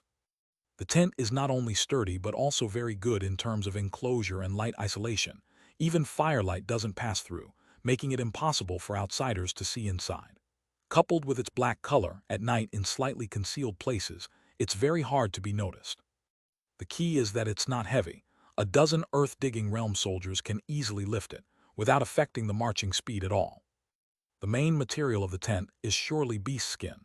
He just felt it when helping set up the tent, made by sewing many pieces of beast skin together. The issue is, these beast skins themselves aren't black. They're dyed black using a substance similar to a black oil film, which is likely the reason for its light isolation. Green food pills, black military tent, such divine effects and easy to carry, both could be regarded as unmatched tools for marching and warfare. If Great Xia can also develop them, the enhancement to army strength would be immeasurable. Xiang Liang's expression was somewhat excited, as both items were discovered by him and by Shenkyu. When the news gets back to Great Xia, their credit will surely be considerable. But now isn't the time to think about these things. Xiang Liang slightly shook his head, temporarily setting aside idle thoughts. As he just mentioned, unveiling these 2 miraculous items, green food pills and black military tent, and thoughtfully dividing 20,000 Earth-Digging Realm into 40 regiments, leading each under a Zen temple steward, Daju Temple is evidently fully prepared for this massive battle. Yet why this unconventional marching time? Xiangliang finished speaking and, like Bai Shenkyu, found himself puzzled. But the puzzlement of the two was soon resolved. All earth-digging realm, gather over here immediately. Two gray-clothed young bhikkhus with hair, around 15 or 16 years old, suddenly lifted the tent door and walked in quickly, each carrying a cloth bag and urging all earth-digging realm to assemble. The earth-digging realm recruited this time came from 3 villages and 18 families. Daju Temple did not mess with the order but tried to keep each family's earth-digging realm together, which is understandable. After all, familiar people together have higher cohesion and combat power. Other giant large camps have fewer people. Putting them in the same regiment is feasible, but there are too many earth-digging realm coming from village-level camps this time, making it unworkable. Lower River Village dispatched a total of more than 2,500 earth-digging realm, roughly divided into 5 regiments based on cultivation level, with Xiang Liang and Bai Shenkyu among those at cold resistance level in this camp, naturally being the strongest. It's worth mentioning that the Zen temple steward responsible for commanding the camp, where Xiang Liang and Bai Shenkyu are stationed, is Wang Yuxiu's second brother, Wang Yuan, just the gray-clothed bhikkhu with hair who just entered from outside the military tent. Wang Yuan and the other steward opened the cloth bags they carried and retrieved fire-red pills the size of fingernails, distributing them to all earth-digging realm present. Xiang Liang, Bai Shenkyu, and a dozen others at cold resistance level stood quietly watching, until all pills were handed out. Realizing they didn't receive any, their faces instantly showing a hint of curiosity. These are the fire-melting pills bestowed by the Yan Long Master, possessing supreme divine power. Everyone should now hold it under the tongue, do not swallow. Lower River Village's 1,000 earth-digging realm, upon hearing, didn't hesitate a moment, immediately tossing the fire-melting pills into their mouths, holding them beneath their tongues. Everyone sit cross-legged and quietly wait for a while. Wang Yuan and the other Zen temple stewards stated, taking the lead in sitting cross-legged themselves. The rest followed suit, all sitting cross-legged on the ground, hands folded, displaying expressions of devotion with closed eyes. Even the dozen at cold resistance level were no exceptions. Xiang Liang and Bai Shenkyu also sat down cross-legged. Though they joined the others in folding their hands, they secretly opened their eyes, watching over 1,000 people inside the tent, obediently complying with the 2 Zen temple stewards, while their expressions became slightly solemn, and their curiosity grew increasingly intense. What was this ultimately leading to? Namosatat the Sugade Arhat Sama Sambuddha. Outside the tent, a chant suddenly rang out. Upon hearing, Wang Yuan and the 2 stewards immediately opened their eyes, addressing everyone inside the tent. Everyone, quickly chant along with the senior master outside. Namosatat the Sugade Arha Sama Sambuddha. Namosatat the Sugade Arha Sama Sambuddha. Once the 2 stewards finished speaking, they themselves began chanting along, and everyone inside the tent also followed suit without question. Curiously, despite the complexity of the chant, it became exceptionally clear as it reached the ears from outside the tent, allowing almost everyone to follow along. For Xiang Liang and Bai Shenkyu, this was their first time experiencing such a scene, rendering their expressions extremely unusual, but seeing the cold resistance level people around them chanting as well, the two could only join in. The chant was lengthy and took 7 to 8 minutes to complete, as everyone followed the sound from outside the tent. Chapter 1005, Chapter 363, Molten Fire Pill and Lengyan Divine Spell, The Battle Begins Part 3. Buzzing. The moment the first round of chanting was completed, it felt as if something above the large tent had awakened, emitting a mysterious humming sound. Inside the tent, apart from 2 stewards and a dozen cold resistance levels, all the people with earth-digging realm cultivation started to blush, and their body temperatures began to rise rapidly, making the entire tent noticeably warmer. Namosatatha Sugata Yarhat Samyak Sambuddhashe. After completing the second round, not only their faces but even their skin turned red, streams of heat waves gushing out from everyone, making the campfire inside the tent blaze more fiercely. Namosatatha Sugata Yarhat Samyak Sambuddhashe. Boom! When the third round was completed, all those with earth-digging realm cultivation in the tent started to emit flames from their bodies, yet they remained with their eyes closed, gasping heavily, as if oblivious to their own bodies being set alight. No, no, this isn't real fire. True fire would have burned them to death long ago. What is this? Is it the effect of that fire-melting pill just now, or the effect of 3 rounds of chanting? Xiang Liang, who secretly opened his eyes to see the whole transformation inside the tent, felt massive waves of shock rising in his heart. He had vaguely guessed why Daju Temple wanted everyone to set off at midnight, aiming to reach Jinbai village by dawn. Wang Chuan, take down the tent.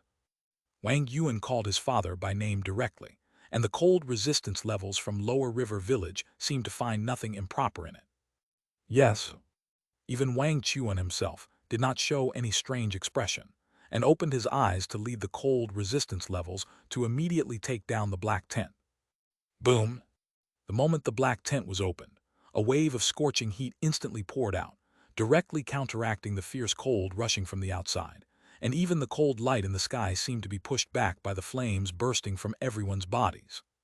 It wasn't just the black tent from Lower River Village being opened. The other 19 black tents were also being opened in succession.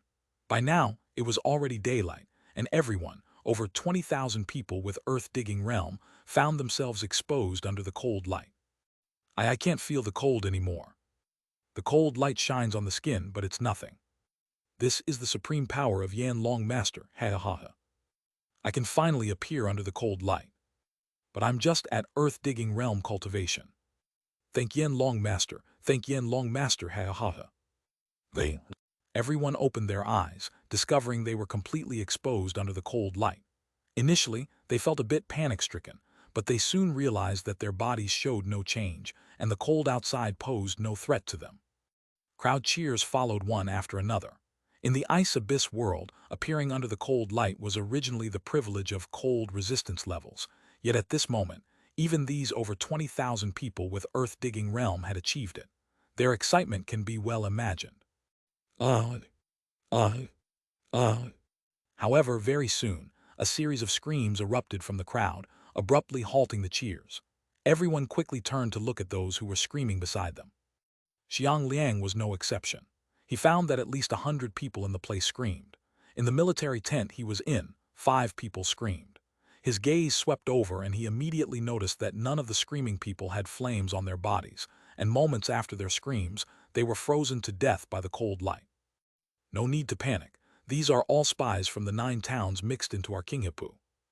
The high-pitched call of Chief Bhikkhu Yanzin came, and the originally restless crowd immediately quieted down. As they saw the appearance of those frozen to death, exclamations arose within the ranks. It's them, they just came to our Upper River Village last year. Same here, the 7 frozen to death came to King Village this year. Same here. These 3 as well.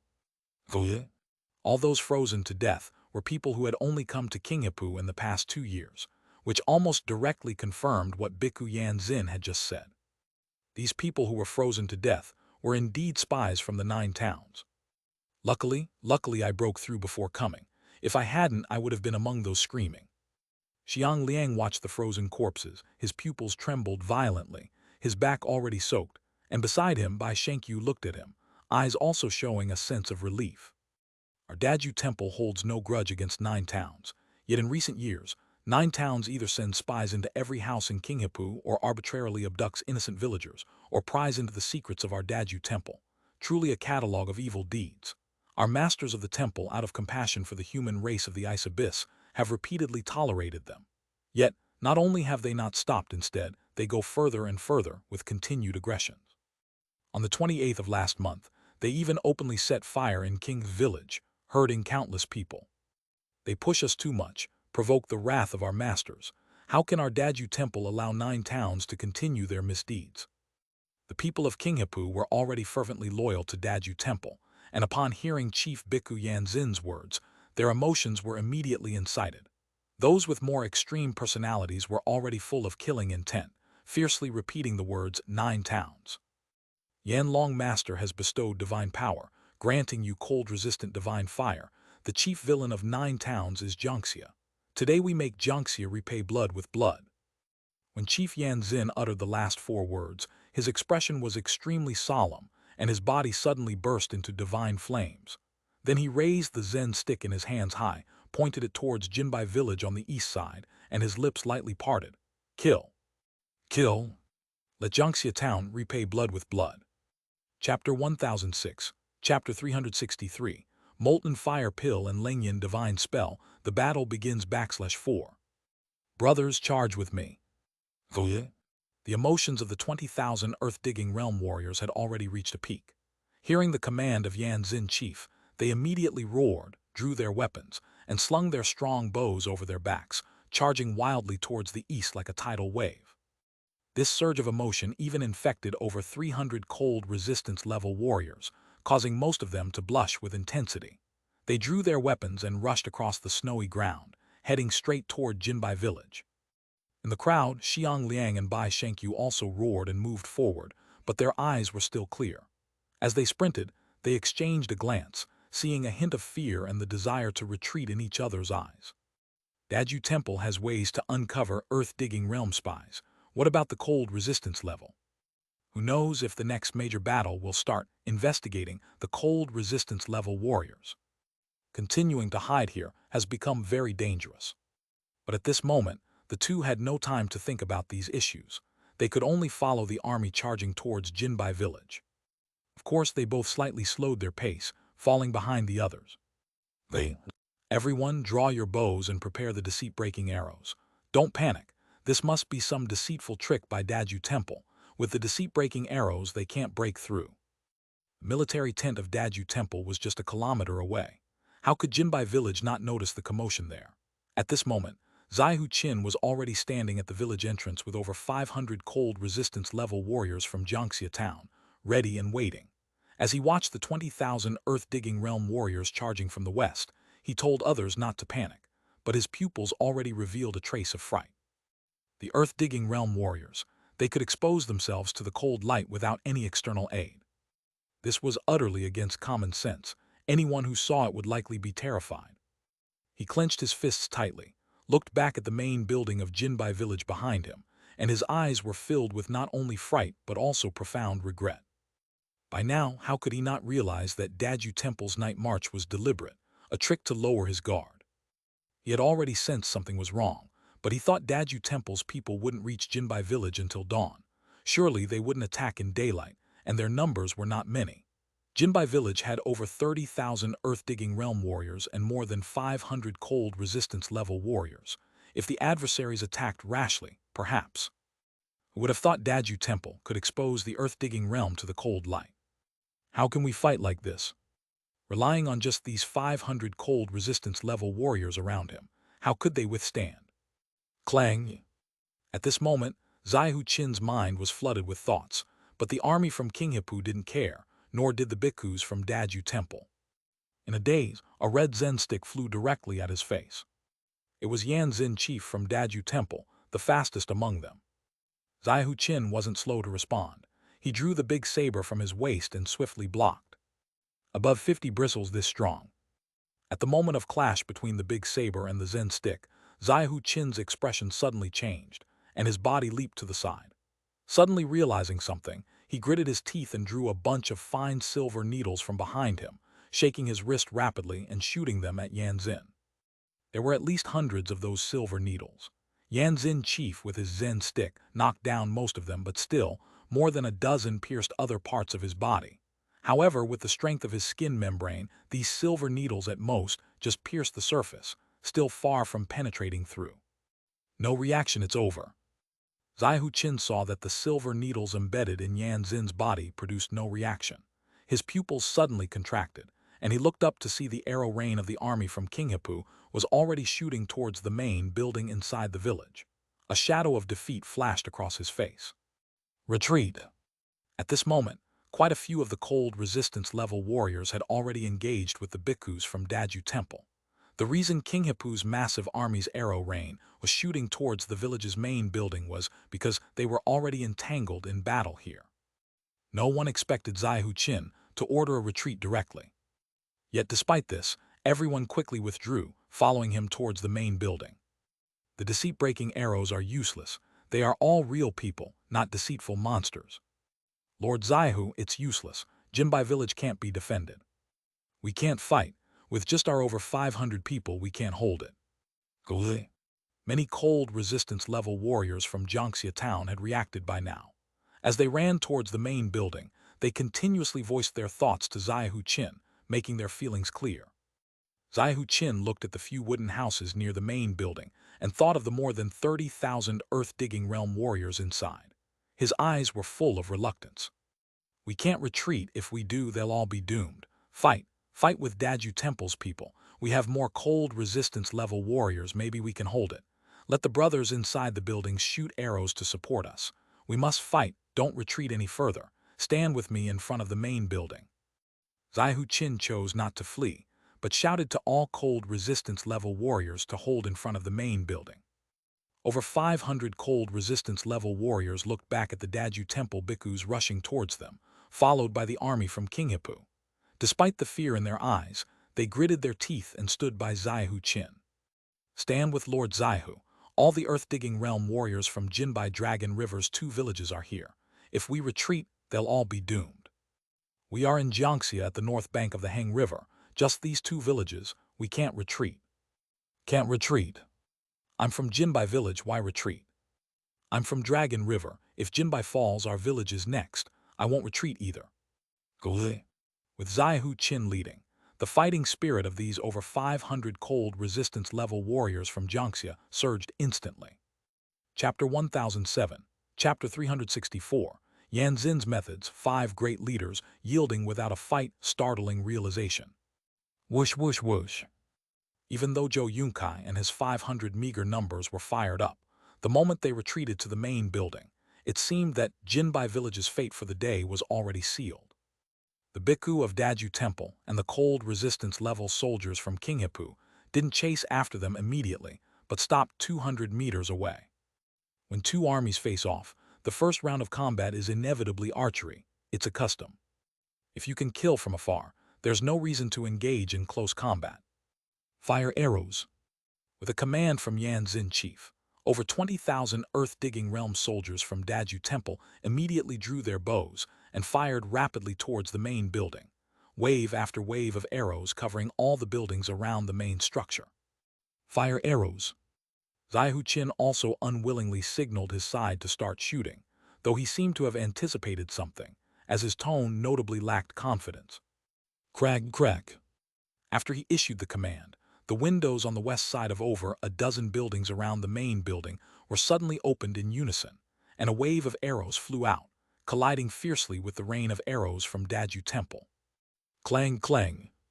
Without even looking at the arrows hitting their targets, just by comparing the scale of the arrow rain shot by both sides, it was clear that Jiangxia's side was completely defeated. The over 30,000 earth-digging realm soldiers from Jiangxia town were all holed up in wooden houses, only able to shoot arrows through windows. Their formations couldn't spread out, and the number of arrows they could shoot in one round was less than 1/10 of Daju Temple's side. Thud, thud, thud, thud. So unsurprisingly, the rain of arrows shot by over 20,000 soldiers from Daju Temple directly covered all the iron arrows shot by Jiangxia's side. The arrows that broke through either shot through the windows, hitting the people inside, or nailed themselves into the wooden house walls. No, most of the iron arrows were nailed into the wooden houses. Many of the iron arrows shot by Daju Temple's side were actually ablaze. Like most camps, the main material of the buildings in Jinbai Village was still wood. Hit by so many burning arrows, the outcome can be imagined. Sizzle, sizzle. Tiny flames continuously ignited around the outside of the buildings. The freezing wind from Ice Abyss was already bitterly cold, and with Daju Temple's continuous rain of arrows, the surrounding airflow surged, causing the fire to quickly grow bigger. Boom! With the fire spreading outside the wooden house, the people inside instantly panicked, losing all thought of shooting arrows. They hurriedly took out beast skin tarpaulins to put out the flames, afraid that more burning arrows might fly in and quickly shut the windows again. But these actions were nothing against the continuous iron arrow rain from Daju Temple. Whoosh, whoosh, whoosh. No, sir, we have too few people, and most of the arrows we shoot are blocked by the enemy's cold resistance level. They're not making much of an impact.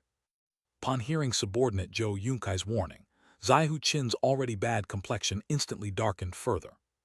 The bows used by cold resistance level soldiers have a minimum pull of 1 zong, which is over 100,000 pounds. To cast a strong bow with such high pull power, obtaining the bow frame isn't a big issue, merely requiring more iron ore. But the bowstring material is hard to find, making the casting cost extremely high, not something every cold resistance level can be equipped with.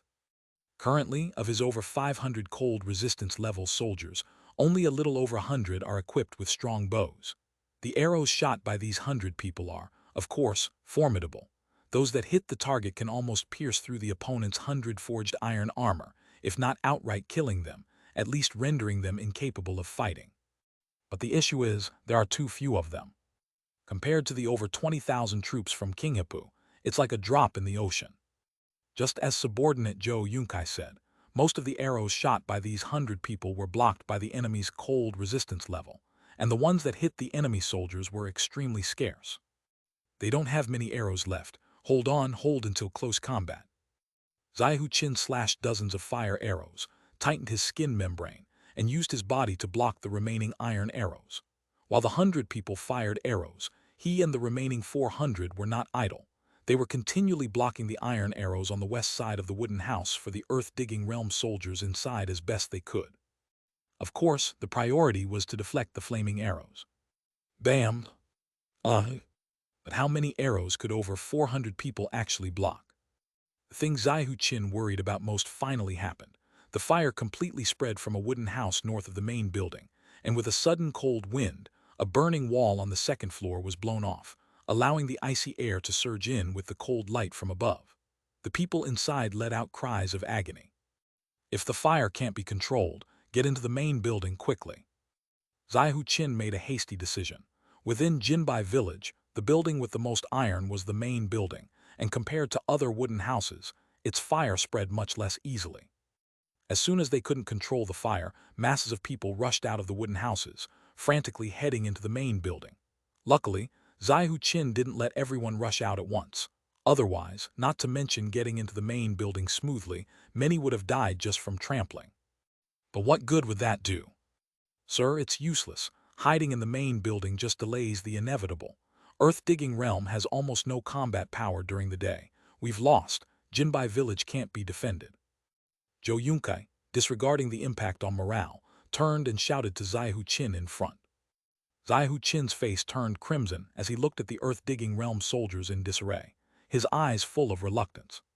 Cease fire. Just as Xia Hong was about to shout for retreat, the chief Bhikkhu Yanzin, who had been standing at the front, unexpectedly commanded the army to cease fire. Chapter 1008, Chapter 364, Yanzin's methods 5 great elders yield a shocking realization. Xia Hong's expression froze, suddenly turning his head to look at Yanzin opposite him. Not only him, but the remaining over 500 cold resistance level members of Jiangxia were also stunned.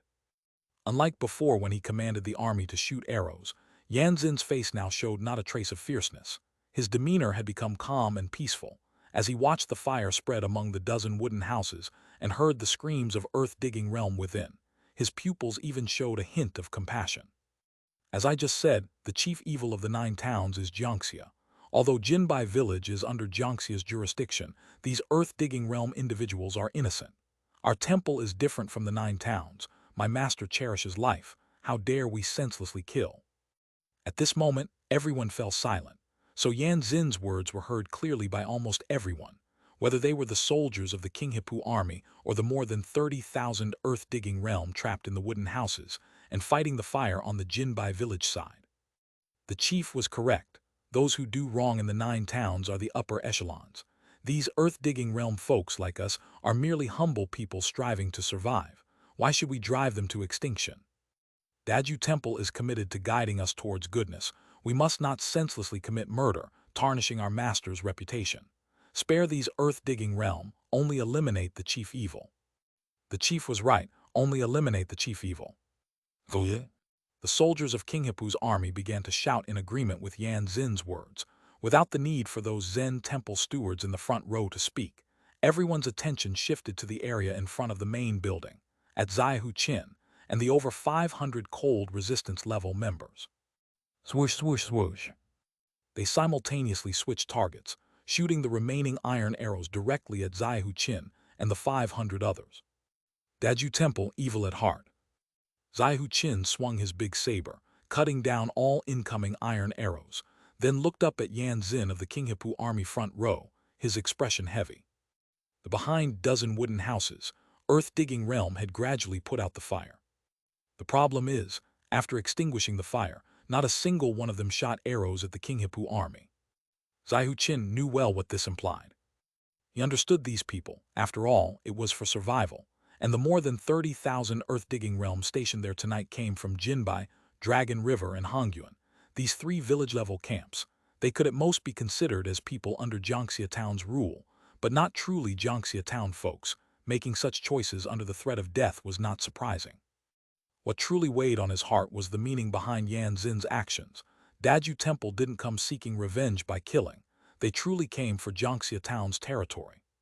Fortunately, I withdrew all the ordinary people and logging realm from Jinbai Village to Dragon River Village in advance, otherwise these. Clang! While Zai Huqin's thoughts were racing, a red Zen stick suddenly slashed toward him from overhead, the force of the Zen stick drawing a red arc, stirring the surrounding air, the momentum incredibly terrifying. His attention was always on Yan Xin, so when the Zen stick attacked, he immediately sensed it, raised his saber diagonally, and swiftly dodged to the side. Boom! Having faced Yan Xin once before, he knew clearly that he couldn't take this blow from the opponent's more than 50 strength level, which led him to sidestep. He underestimated Yan Xin's capability. Seeing the Zen stick avoided, Yan Xin smirked coldly, slightly retracting his left leg, then suddenly extending it forward, kicking fiercely at Zai Huqin's waist. Wish! Over 50 strength level, meaning any body movement was practically thunderous. Bang! Zai Huqin's more than 30 strength level was far inferior, despite having predicted Yan Xin's move, crouched and dodged, and placed the saber to block his waist. He ultimately couldn't successfully defend, getting kicked away along with his saber for over 10 meters. Spurt! After landing, Zai Huqin quickly flipped over and used the saber to support his body, coughing up a mouthful of reverse blood, looking up at Yan Xin with caution in his eyes. Whoosh! Yan Xin was about to continue his advance when 3 silver sharp arrows suddenly shot at his face from the left side. He quickly raised his hand grabbing all 3, turning his head to see the trio of cold resistance-level archers 100 meters to the west, his gaze chilling. Stubborn, seeking death. He spat lowly and in an instant threw the arrows fiercely back towards them. Thunk.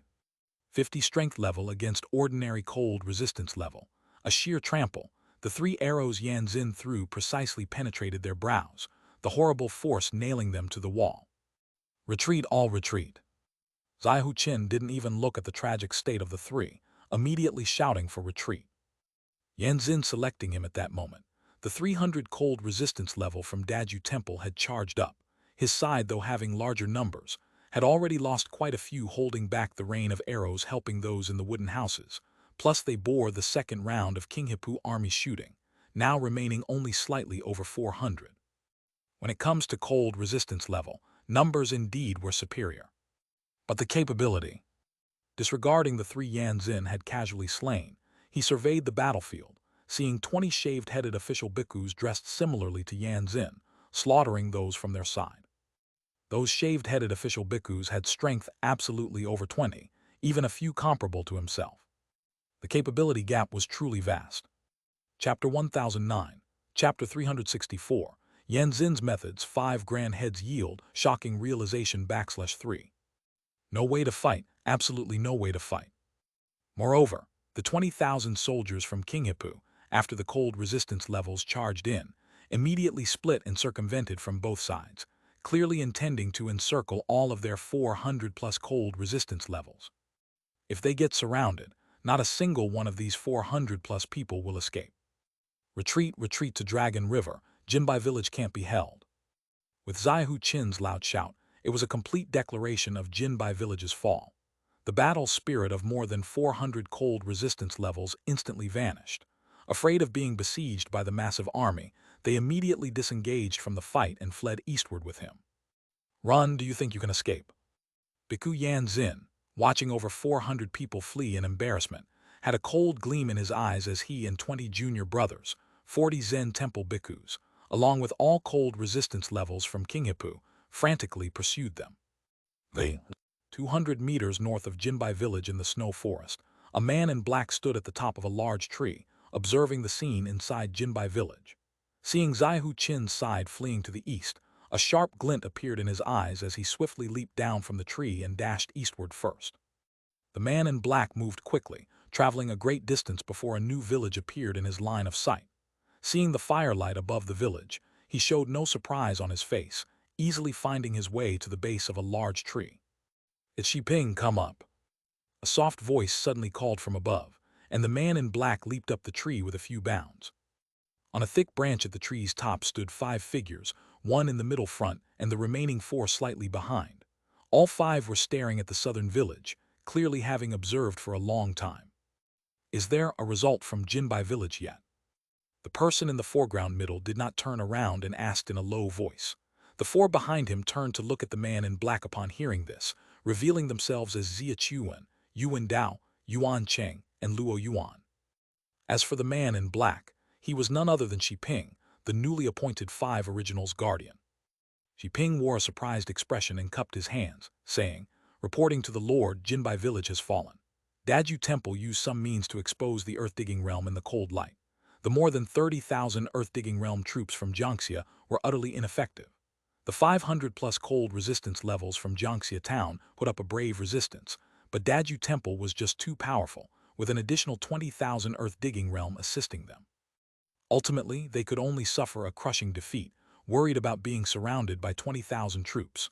The remaining cold resistance levels from Jiangxia, lacking in fighting spirit, are fleeing toward Dragon River. Judging by Daju Temple's relentless stance, I estimate not many will ultimately escape. Even if they escape, it's useless." Luo Yuan suddenly spoke, pointing at Dragon River village to the south, indicating Xiping to look. Xiping was momentarily stunned. Glancing south, he realized the firelight he saw earlier upon approaching had unknowingly disappeared. His pupils showed a trace of dread as he asked in shock, "Has Dragon River village also fallen to Daju Temple?" He had just arrived here with Xia Hong and the others, aware that Daju Temple was attacking Dragon River village simultaneously while attacking Jinbai village. However, the battle had just begun when Xia Hong sent him to observe the situation at Jinbai village, so he was unaware of the specific circumstances at Dragon River. Wu Chen, Jin Yang, Zhu Kong, and Hai Yan, the 4 chiefs with strengths of more than 50 units, 30 official bhikkhus each with strengths exceeding 20 units, plus over 5,000 Zen temple bhikkhus with hair, with just over 200 cold resistance levels and 20,000 earth-digging realm of Dragon River village. How could they possibly hold out? Upon hearing Xia Hong's words from the front, not only Xiping, but the other 4 also showed deep horror on their faces. Apparently, Xia Hong had only informed them of Dragon River village's fall without any detailed account of the situation. Although all of them possessed cold resistance level cultivation, their perception range was at most less than 300 meters, while this place was more than a mile from Dragon River village, leaving Xia Hong as the only one capable of clearly perceiving the situation there. "Lord, it must be the 5 great chiefs, plus Bhikkhu Yan Xin at Jinbai village just now," he. Suppressing his inner shock, Xiping quickly recalled something and promptly divulged all the information he had spied on at Jinbai village, including Yan Xin's words. After listening to Xiping's entire account, Xia Chuan and Yuan Dao slightly narrowed their eyes, their expressions growing significantly graver. Just eliminate the main culprits. To think such a large number of earth-digging realm are spared, it appears Daju Temple might not be villains after all. No, this only proves that there must be deceitful monsters behind Daju Temple. Yuan Cheng, being straightforward, couldn't hold back his sigh upon hearing that Daju Temple had spared so many people. But as soon as his voice fell, he was immediately refuted by Yuan Dao. Luo Yuan and Xiping were taken aback, looking at Yuan Dao in confusion. Yuan Dao explained, "You all probably think Daju Temple is after the territory of Jiangxia town. But if you look at Daju Temple's actions over the past 7 years in Qinghepu, they neither mine nor expand, nor do they particularly care about cold beast resources. Why would they suddenly take an interest in the territory of Jiangxia town?" Yuan Cheng, Luo Yuan, and Xiping's expression slightly tensed upon hearing this. "Population?" Yuan Cheng asked curiously, and Luo Yuan and Xiping immediately realized something, their pupils slightly tightening, clearly having caught on. Chapter 1010, Chapter 364, Yanzin's methods, 5 great chiefs, surrendered territories, sudden realization. Not exactly. Daju Temple cares about only one thing, which is the 6-year-old children they collect every February. When you connect this to the current situation, you'll understand the reason why Yanzin, the chief, doesn't kill those in the earth-digging realm. Over 7 years, the number of people capable of having children on the Kinghipu side has dwindled, and Daju Temple needs a larger population to mass-produce infants so they can receive more 6-year-olds in the future. Xi Ping had evidently figured it out, and after speaking, he continued in a solemn tone. Slaughtering aimlessly will only make these village-level camps hate Daju Temple more. In the future, it's naturally impossible for them to willingly bear children for the temple, so their aim is to shift the blame onto Jiangxia town and to win over these village-level camps. These village-level camps are merely under the jurisdiction of Jiangxia town and don't really have a strong sense of belonging to Jiangxia itself. Taking advantage of the war to win them over is incredibly easy. Luo Yuan paused slightly at this point, recalling something as he continued. Xi Ping just mentioned that they have the means to expose those in the earth-digging realm to the cold light. For these village-level camps, this technique is akin to a miracle. Those at the cold resistance level might not care much, but for ordinary people witnessing such a sight, appearing completely beneath the cold light is an immense luxury for most people, even considered a pursuit. Everyone knows it's sufficient to break through to the cold resistance level, but due to limitations in resources and talent, no matter the camp, the cold resistance level is always the least populated group. Setting everything else aside, Daju Temple can achieve so much with just this move alone. According to the message from Liu Yang, the reinforcements dispatched by Beishuo town likely only set out from the town last night, and they won't arrive in Jiangxia until at least the 25th. Beishuo is the farthest, so we won't speak of it. What about the other 7 towns? The closest ones, Dragon Valley, Mayan, Yonk, Chui Mountain, and Bashing to the south of Jiangxia. To this day have they not sent reinforcements. At this moment, Xia Chuan seemed somewhat frustrated with the lack of support from the other 8 towns, and evidently, a sense of apprehension towards Daju Temple was beginning to form within him as well. Xia Hong slightly shook his head, looking at Dragon River Village to the south and said, "It's not just the other 8 towns. It seems like Jiangxia also lacks any intention of resisting. The cold resistance level they have deployed should be drawn from all village-level camps within their domain, similar to the other 8 towns. If they die, they won't care. The main army hasn't appeared yet, clearly intending to hand over the 2 villages on the north shore." He paused here, then continued with a smile. Jiangxia would rather relinquish territory than let the other 8 towns gain any advantage. The level of infighting among these 9 towns appears to be far deeper than we imagined. Upon hearing this, Xia Chuan and the others immediately displayed smiles on their faces. The fiercer the infighting within the 9 towns, the better it is for Great Xia.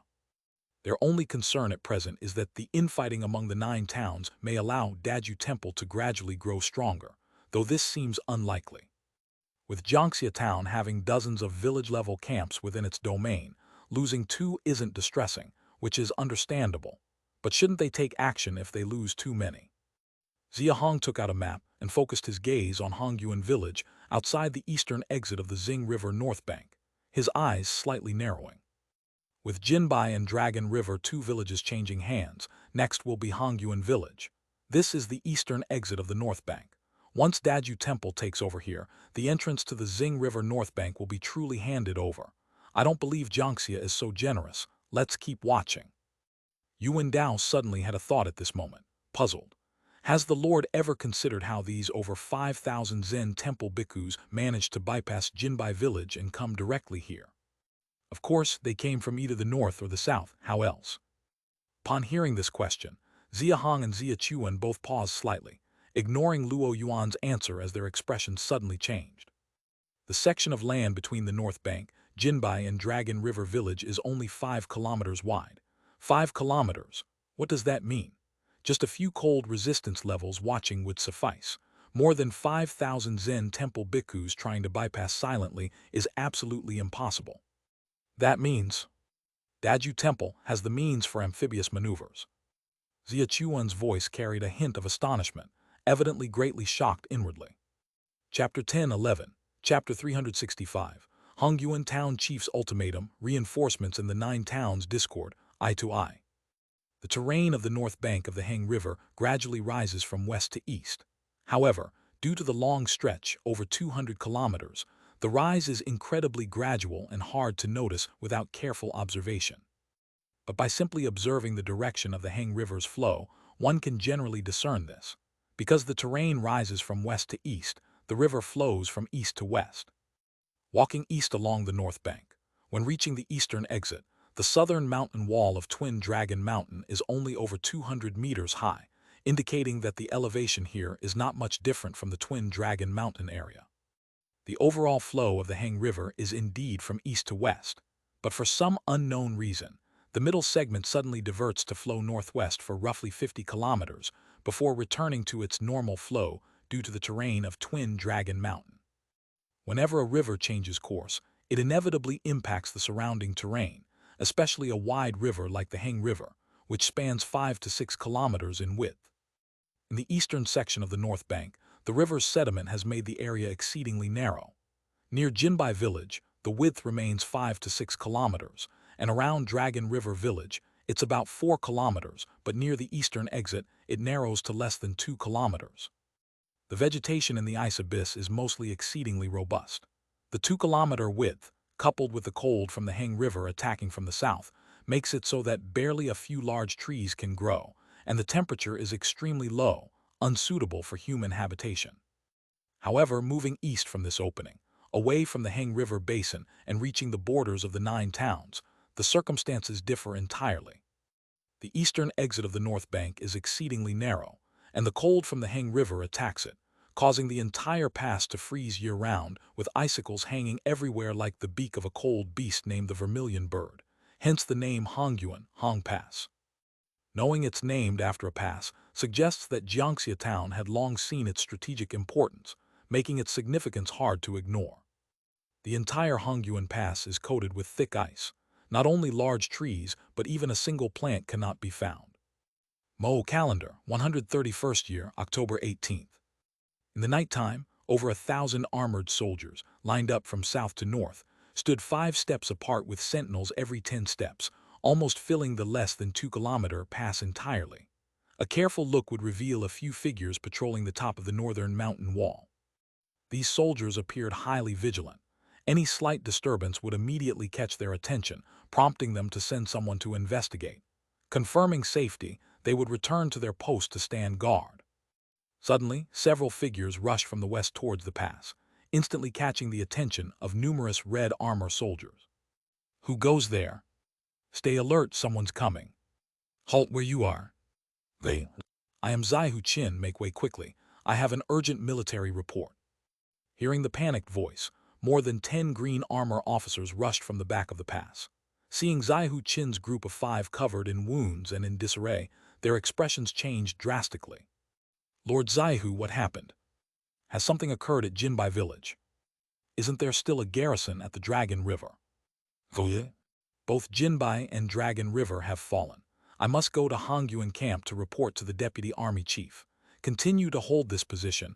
More people should be escaping soon. Verify those who arrive. Yes, my lord. Understood, my lord. Proceed to the camp quickly. We'll definitely guard the pass. In Jiangxia town, Zai Hu Qin evidently had some status. Once he spoke, the officers nodded in agreement, then gestured for him to hurry to the camp. He nodded and quickly led his 4 companions towards the east. 2 kilometers east of the pass, there was a village. Although there were many lights in the village, few people were moving around, but plenty of soldiers were patrolling the village.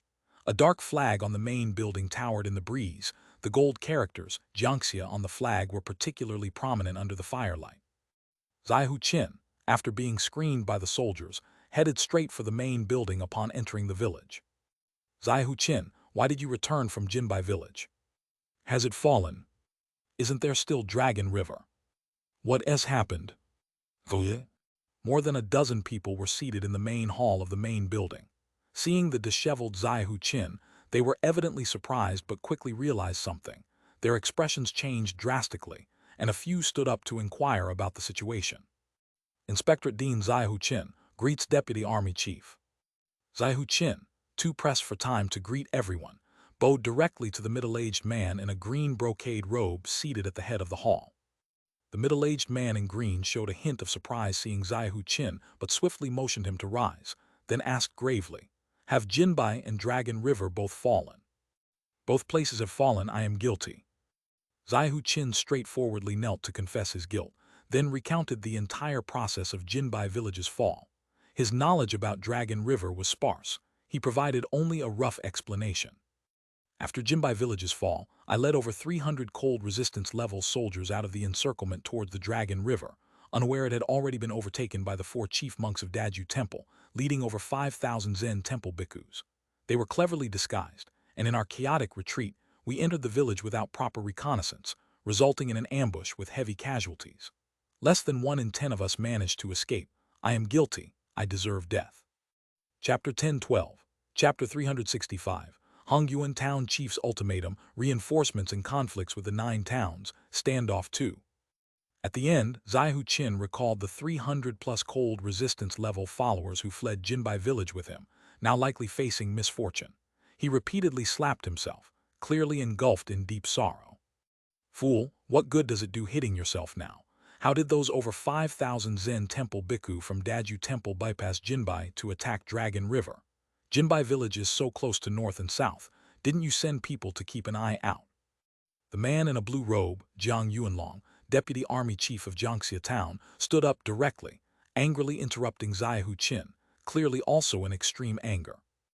Upon hearing this, Xia Hong was taken aback. He had suffered 2 major defeats during the daytime and was indeed in a state of panic, not having had the time to consider this issue. With Jiang Yuanlong's reminder, he immediately realized his mistake. How could he make such a basic mistake?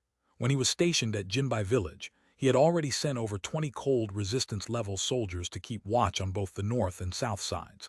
If over 5,000 Zen Temple bhikkhu were to sneak past, how could he not know? So there's only one explanation. Daju Temple has a method for marching through water. This is troublesome. Seeing Xia Hong's expression, Jiang Yuanlong immediately realized, speaking softly, his pupils instantly filled with shock. Not only Jiang Yuanlong, but also a dozen or so generals in the hall had their expressions changed dramatically. Jiangxia Town is located on the east bank of the Heng River, and in terms of understanding the water territories, they are definitely first among the 9 towns, even surpassing Bashing Town, also on the east bank. The ice abyss waters are far more dangerous than the land. Firstly, water-cold beasts are extremely unfamiliar to humans, with abilities that are strange and varied, significantly stronger than land-cold beasts. Secondly, they naturally live underwater and have a home-ground advantage over humans. Thirdly, each area of the ice abyss is basically controlled by someone. A cold beast capable of dominating a water territory is at least of the Beast King level. Humans find it nearly impossible to operate in such waters. A place like Jiangxia Town has spent decades and managed with great difficulty to occupy just over 10 kilometers along the east bank, which is already quite remarkable. Yet even so, to this day, only a small portion of experienced and strong cold resistance level individuals can move freely in the waters, let alone mobilizing large-scale troops for water-bound maneuvers. Even the hunting teams going to hunt cold beasts in the waters rarely exceed 20 people. The sensitivity of water-cold beasts far surpasses land-cold beasts.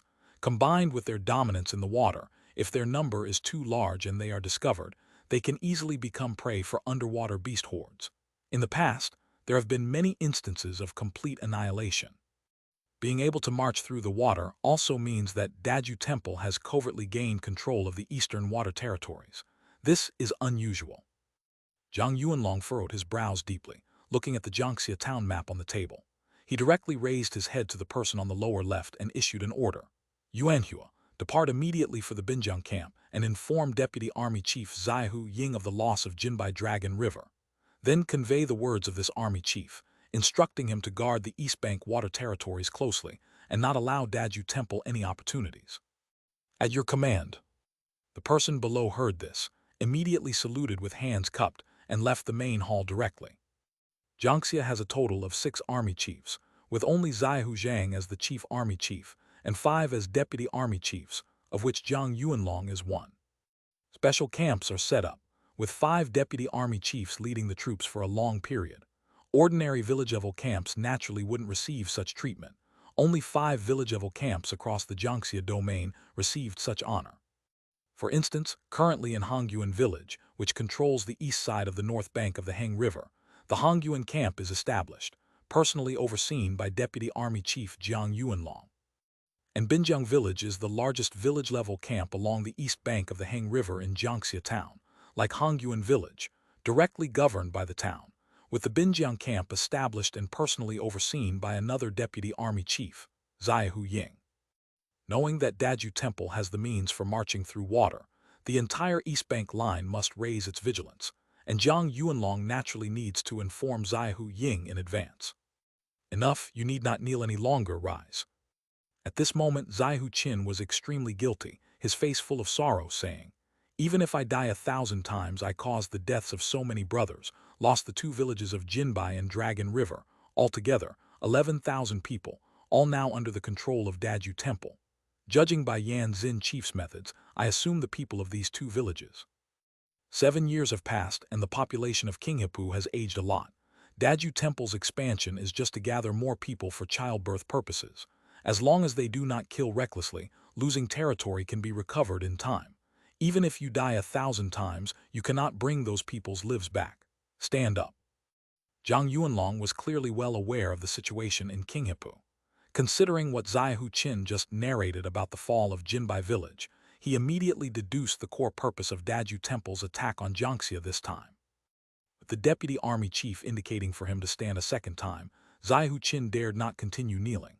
After standing, he remembered something and with grit in his voice said, "Lord Jiang, the battle has only just begun, and our Jiangxia town has suffered such a great loss. While reinforcements from the other 7 towns are delayed, it's obviously deliberate, wanting to put us at the forefront.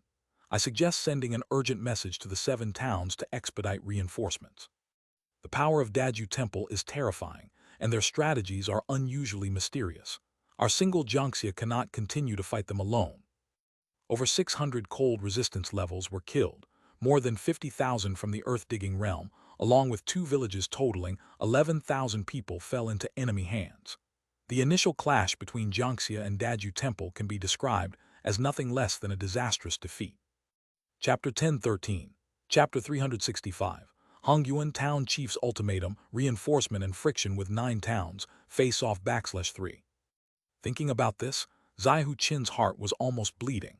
He had long realized that Daju Temple was not simple, so he had relocated the population of Jinbai Village to Dragon River Village in advance, thinking that if he lost a defensive line at worst, he could retreat. No one would have thought that the earth-digging realm would battle during the day and march in the water, and that Daju Temple would have such miraculous means. Losing 2 villages isn't a big deal. The key was that he witnessed firsthand the methods of the leader Yan Xin in Jinbai Village, controlling over 50,000 from the earth-digging realm, and also managing to get the populations of the 2 villages under control. There's no need to wonder about it. Daju Temple would surely spare no effort in various means of recruiting or brainwashing these people, possibly coercing them to serve under Daju Temple. Among the 50,000 from the earth-digging realm, 30,000 were transferred from other villages in Jiangxia, while nearly 20,000 were locals from Jinbai and Dragon River villages. The current 11,000 population of the 2 villages are basically family members of those 20,000 people. The remaining 30,000 from the other villages are not to be mentioned now, but just consider the 20,000 from Jinbai and Dragon River villages. Their families being controlled, coupled with those bhikkhus possessing such mysterious and deceitful skills, seducing them to join Daju Temple, even fighting wars for them, is almost too easy. Following this train of thought, what would happen to the mindset of the remaining 30,000 from other villages upon seeing the situation in Jinbai and Dragon River villages towards Daju Temple? Thinking of this, Xia Hong looked up at Jiang Yuanlong, his expression growing increasingly grave. Though Xia Hong didn't speak these words out loud, Jiang Yuanlong, with his thoughtful nature, had already realized this when he heard the entire process of Jinbai Village's fall. At this moment, his expression was much graver than that of Xia Hong. "I know, no need to remind me. I've been sending 3 urgent messages daily urging Chui Mountain and bashing towns. The reinforcements we discussed at the end of last month should arrive by the 18th, but they still haven't. Forget the other 6 towns, but Chui Mountain and bashing are right beside us, yet they dare to delay until now." Bam! Jiang Yuanlong, with a somewhat angry visage, sat back in his chair and struck the table forcefully. If the 7 towns dare to continue dragging their feet, we'd really have to follow the army chief's words and give way to Daju Temple. Better them than us. They all want Jiangxia to stand in the front, dreaming. Upon hearing Jiang Yuanlong's words, the people below all nodded heavily, their eyes full of anger towards the other 7 towns. Thud, thud, thud. Suddenly, an urgent messenger rushed in from outside the door. Report, my lord, there's a message from the town chief. At the news of a message from the town chief, everyone in the room immediately perked up. Jiang Yuanlong straightened up, took the letter from the messenger, opened it, and a hint of excitement appeared on his face. The town chief has ordered us to continue guarding Hongyuan. He has issued an ultimatum to the 7 towns. If reinforcements from even one town do not arrive by the 20th, we will withdraw, and he will personally negotiate with Daju Temple. Everyone in the room, including Xia Hong, was visibly shaken, and their faces showed a satisfied expression as they began to speak. That's how it should be. Knowing that Daju Temple is involved with deceitful monsters, the 7 towns still dawdle, hoping Jiangxia will stand at the front, dreaming. Exactly, if the 7 towns don't come to help, then it's better to talk peace with Daju Temple. Hongyuan village is just north of Chui Mountain Town. I'd like to see if Chui Mountain panics. Jinbai and Dragon River, and with Hongyuan included, it's just 3 villages. Better to give them up than let the 7 towns profit, those treacherous dogs, HMPH. Hearing these words, Jiang Yuanlong glanced down at the Jiangxia territory map on the desk. His initially excited expression slightly froze. Giving up territory is like cutting flesh. Besides, he, Jiang Yuanlong, as the deputy army chief of Hongyuan camp, wouldn't abandon it lightly if there was the slightest hope. Personal future is minor. Jiangxia's interests are major. If the 7 towns truly have no shame, I can only follow the town chief's orders. The system in Mo 9 towns is quite similar. Under each lord are the army chief and the town chief leading political affairs, and Jiangxia is no exception. Jiang Yuanlong's position as deputy army chief means he is supposed to follow the orders of army chief Xia Hong. However, because Xia Hong is currently recuperating in the town, the army is temporarily managed by town chief Jiang Xinfen, which is why he sent the message. Xia Hong, you should stay in Hongyuan camp to recover. With the town chief's ultimatum, the reinforcements from the 7 towns will arrive by the day after tomorrow at the latest, and then you can join the battle. Upon hearing this, Xia Hong's face showed a touch of gratitude. Bowing to Jiang Yuanlong, he said earnestly, I will never forget your kindness, my lord. Losing Jinbai and Dragon River in just a day was undoubtedly grounds for punishment at the town upon returning. Jiang Yuanlong was clearly giving him a chance to redeem himself. Hongyuan cannot be lost, and if it must be, it should be Jiangxia's decision to cede it to Daju Temple. Since they can fight during the day, deploy scouts along the east segment to watch closely. If there's any movement, report it to me immediately. Conquering 2 villages in one day, Daju Temple is indeed impressive. I want to see if those bald bhikkhus dare to attack Hongyuan HMPH. Understood. With Jiang Yuanlong's cold snort, the commanders below immediately responded in unison. Upon hearing Jiang Yuanlong's final words, not a trace of fear appeared on their faces. Instead, they became filled with fighting spirit. It appeared Xia Hong also thought of something, his dejection slowly fading. He clenched his fists, adding a touch of fighting intent to his gaze.